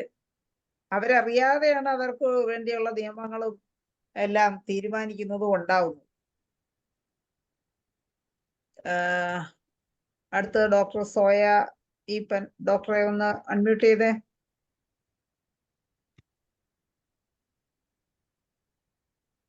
ഓക്കെ, ഡോക്ടറെ ഞാൻ പറയാൻ നിൽക്കുന്നത് ഇത് തന്നെയാണ്. ഇന്ന് ഞാൻ ഉച്ചയ്ക്ക് ഒരു 3 മണിക്ക് നമ്മുടെ FM റേഡിയോയിൽ ഒരു പ്രോഗ്രാം കേട്ടായിരുന്നു. അതിനകത്ത് ഈ 65 വയസ്സിന് മേളിലേക്കുള്ളവർക്ക് ഒരു പ്രത്യേക പ്രോഗ്രാം തന്നെ അവർ ഇറക്കിയിട്ടുണ്ട്. അതായത് വരാനിരിക്കുന്ന ഏതൊക്കെയോ അസുഖങ്ങൾക്ക് വേണ്ടി പിന്നെ 4 പേർക്ക് വന്ന പാൻഡമിക് ഡിസീസ് ഉണ്ട്, അതിനൊക്കെ പ്രത്യേക വാക്സിൻ അവർ ഇറക്കിയിട്ടുണ്ട്. അത് ആദ്യം തന്നെ 65 വയസ്സിന് മേളിലേക്കുള്ളവർക്ക് കൊടുത്തു തുടങ്ങിയിട്ടുണ്ട്. അത് എറണാകുളം ഏരിയയിൽ എവിടേക്ക് ഒരു ഹോസ്പിറ്റലിലേക്കാണ് അതിന്റെ പേരൊക്കെ പറഞ്ഞു കേട്ടത്. അപ്പൊ അതൊക്കെ അവര് ഇറക്കി തുടങ്ങി. അത് പ്രായമുള്ളവരിൽ പരീക്ഷിക്കുകയാണെന്ന് നമുക്ക് ഏകദേശം മനസ്സിലാവുമല്ലോ. പിന്നെ അത് എല്ലാവർക്കും ആക്കുന്ന അവസ്ഥയിലോട്ട് വരുന്നുണ്ടെന്ന് എനിക്ക് തോന്നുന്നു. അതേപ്പറ്റിയൊക്കെയാണ് അവർ പറഞ്ഞുകൊണ്ടിരുന്നത് ഡോക്ടർ. ഇന്ന് 3 മണിക്കത്തെ റേഡിയോയിൽ ഉണ്ടായിരുന്നു, FM റേഡിയോയിൽ, കൊച്ചി FM. ഓക്കെ ഡോക്ടർ, കാരണം എന്ന് വെച്ചാൽ കോവാക്സിൻ എടുത്ത് അനുഭവമുള്ള ആരും ഇനി ഉള്ള ഇതൊക്കെ വാക്സിൻ എത്ര അനുഭവിച്ചാലും മനസ്സിലാവാത്തൊരു ജനം ഇവിടെ ഉണ്ടെന്ന് മനസ്സിലായില്ല. അവര് അല്ല ചോദിച്ചു വാങ്ങിക്കുകയാണ്. എന്നിട്ട് എവിടെ ചെല്ലണം, ഏത് ഡോക്ടറെ കാണണം, ഇതൊക്കെ ചോദിക്കണ്ട അതിനകത്ത്. അവർക്ക് അസുഖം വരാതിരിക്കണം എന്നുള്ള മാത്രമേ ഉള്ളൂ. വാക്സിൻ എടുത്താൽ വരാതിരിക്കും എന്നുള്ള തോന്നൽ ഇപ്പോഴും മനുഷ്യരുടെ അകത്തുണ്ട്. ഈ കോവിഡ് വാക്സിൻ എടുത്തിട്ട് അങ്ങനെ വന്നു എന്ന് എന്നിട്ട് പക്ഷെ പറയുന്ന ഡോക്ടറും അത് കമ്പയർ ചെയ്യണ രാജേഷ് എന്ന ഒരാളുണ്ടല്ലോ, അദ്ദേഹവും പറയുന്നുണ്ട് ഇത് 80% മാത്രമാണ് ചിലപ്പം അതിന്റെ ഗുണം കിട്ടത്തുള്ളൂ. അപ്പൊ നിങ്ങൾക്ക് എടുത്തു കഴിഞ്ഞാൽ കുറച്ച് നാളത്തേക്ക് എന്തോ അസുഖങ്ങളൊക്കെ ഇച്ചിരി കാണിക്കും, ചെറുതായിട്ട് ഇൻഫെക്ഷൻ വരും, പക്ഷെ പ്രിവെൻഷൻ കിട്ടും. അത് 80%. അപ്പൊ മനസ്സിലായല്ലോ, അതാണ് അവര് വാക്സിൻ ഇറക്കുന്നതിന്റെ ഒരു ചട്ടം. എന്നിട്ടും പ്രേക്ഷകൻ വീണ്ടും ചോദിക്കുകയാണ് ഞാൻ ഇത് എവിടെ വന്ന് കാണണം, എപ്പോ എടുക്കണം. അപ്പം ഇവര് പറയേണ്ട ഇൻഫ്ലുവൻസ വാക്സിൻ ഒക്കെ എല്ലാ വർഷവും എടുക്കണം, അത് മ്യൂട്ടേഷൻ സംഭവിക്കുന്നതാണ്. വൈറൽ ഡിസീസിന്റെ ഏതിന്റെ ആയാലും മ്യൂട്ടേഷൻ സംഭവിച്ചാൽ വീണ്ടും നിങ്ങൾക്ക് ഇത് വരാം, അപ്പൊ വീണ്ടും വാക്സിൻ എടുക്കണം. ഇതൊന്നും പറഞ്ഞിട്ട് ഈ സാധാരണ മനുഷ്യർക്ക് ഇത് മനസ്സിലാവുന്നില്ല ഏറ്റവും കഷ്ടം. വിദ്യാഭ്യാസമുള്ളവരൊക്കെ ആയിരിക്കുമേ ഇവരൊക്കെ വിളിച്ചു ചോദിക്കുന്ന ആൾക്കാർ. തീരെ വിദ്യാഭ്യാസം ഇല്ലാത്ത ഡോക്ടർ. പക്ഷെ കുറച്ചു പേര് പറയുന്നുണ്ട് ഇനി എന്ത് ചത്താലും വേണ്ടിയില്ല, ഇനി ഒരു വാക്സിൻ വന്നാലും എടുക്കൂല എന്ന് പറയുന്നവരും ഉണ്ട്. അത് സാധാരണക്കാര്, വിദ്യാഭ്യാസം കുറഞ്ഞ സാധാരണക്കാർക്ക് ആ ചിന്തയുണ്ട്. ഈ വിദ്യാഭ്യാസം കൂടിയവന്മാർക്ക് സയന്റിഫിക് ആയിട്ട് മാത്രം കുത്തിയാലേ ശരിയാവുള്ളൂ എന്ന് ചിന്തിക്കുന്നവരാണ്.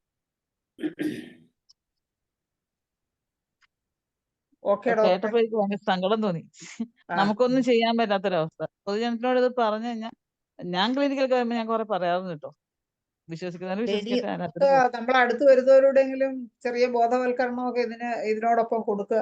ചെയ്യണം. നമ്മൾ ഇത്രയും കൂടെ ശക്തിയായിട്ട് ഇത് ബോധവൽക്കരണം ചെയ്യണം എന്നാണ് എൻ്റെ ഒരു ആഗ്രഹം. 15,000 ഹോമിയോപ്പതിക്കാരുണ്ടെന്നാണ് പറയുന്നത്. അപ്പൊ ഈ 15,000 പേര് ദിവസവും ഒരാളോടെങ്കിലും പറഞ്ഞു മാറ്റിയാൽ അത്രയും നന്നായിട്ട്.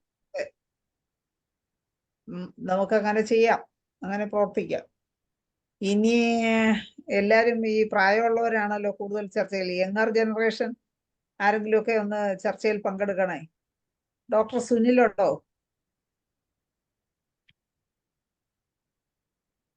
സുനിൽ ഡോക്ടർ ഉണ്ടോ? ഡോക്ടറെ ഒന്ന് അൺമ്യൂട്ട് ചെയ്ത് സംസാരിക്കാമെങ്കിൽ. സുനിൽ ഡോക്ടർ ഉണ്ടോ? പിന്നെ അടുത്ത ചെറുപ്പക്കാരെങ്കിലും ഒക്കെ ഒന്ന് ഹാൻഡ് റൈസ് ചെയ്ത് സംസാരിക്കണേ.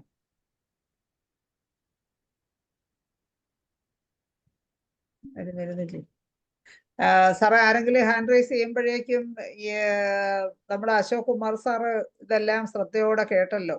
എന്താണ് സാറിന് ഇതിനെക്കുറിച്ച് ഇനി മറുപടി എന്നുള്ള രീതിയിൽ പറയാനുള്ളത്?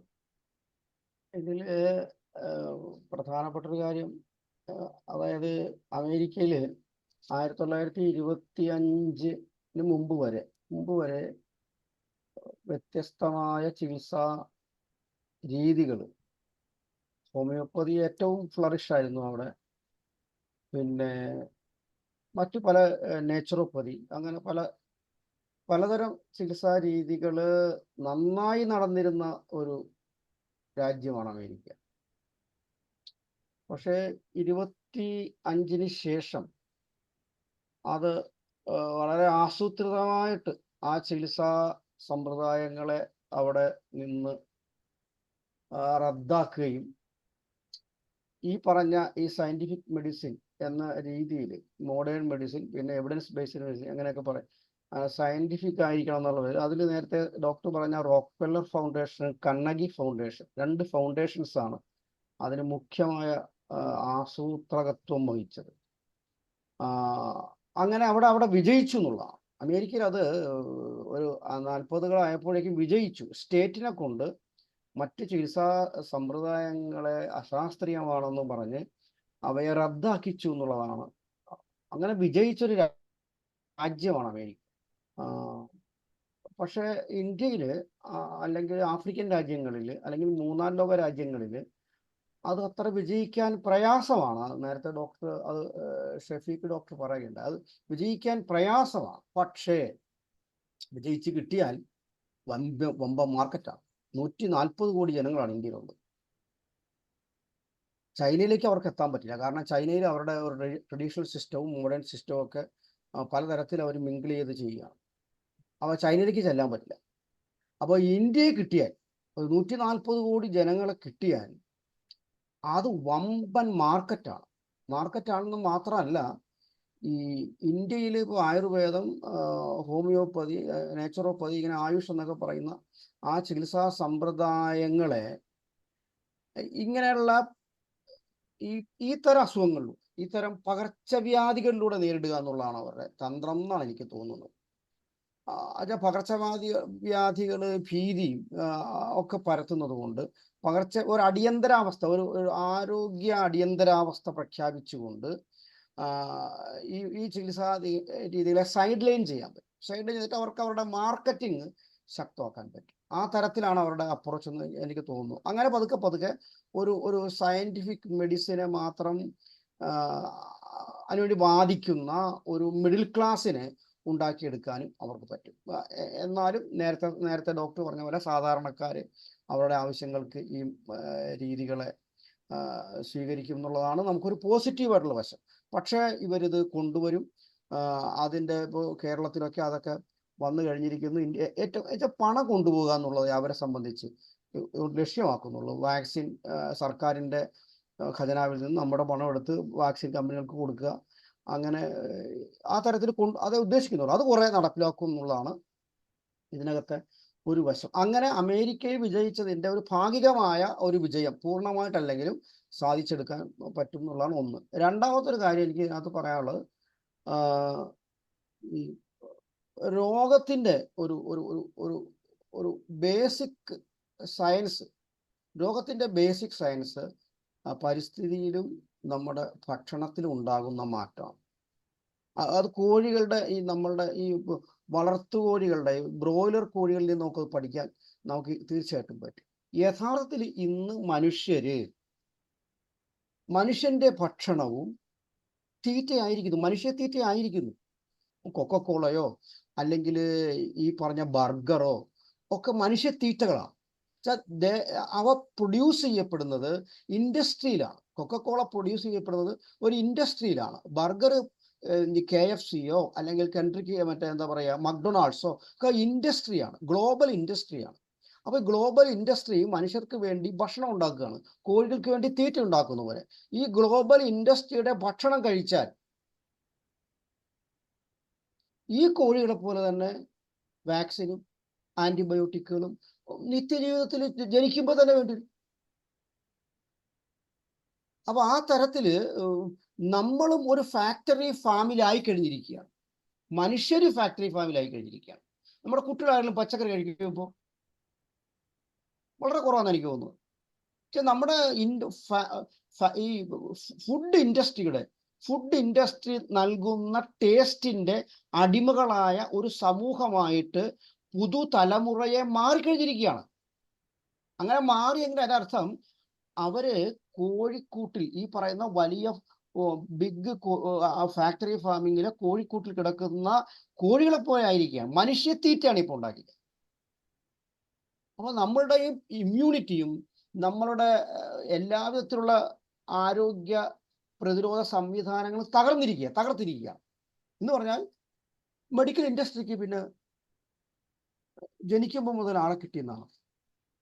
അപ്പോൾ ആ തരത്തില് ചികിത്സകര് ഭക്ഷണത്തെ കേന്ദ്രമാക്കുന്ന, സ്വാഭാവികമായ ഭക്ഷണത്തെ കേന്ദ്രമാക്കുന്ന ഒരു ഒരു ഒരു അപ്രോച്ച്, അത് എനിക്ക് തോന്നുന്നത് ഹോമിയോപ്പതിയിലും ആയുർവേദത്തിലൊക്കെ ഒരു സമഗ്രതയുണ്ട്. ഈ ഭക്ഷണത്തിൽ ഒരു മരുന്ന് മാത്രം കൊടുക്കുകയല്ല, ഭക്ഷണത്തെ പറ്റിയൊക്കെ ചിന്തിക്കുന്ന ഒരു സമഗ്രമായ കാഴ്ചപ്പാട്.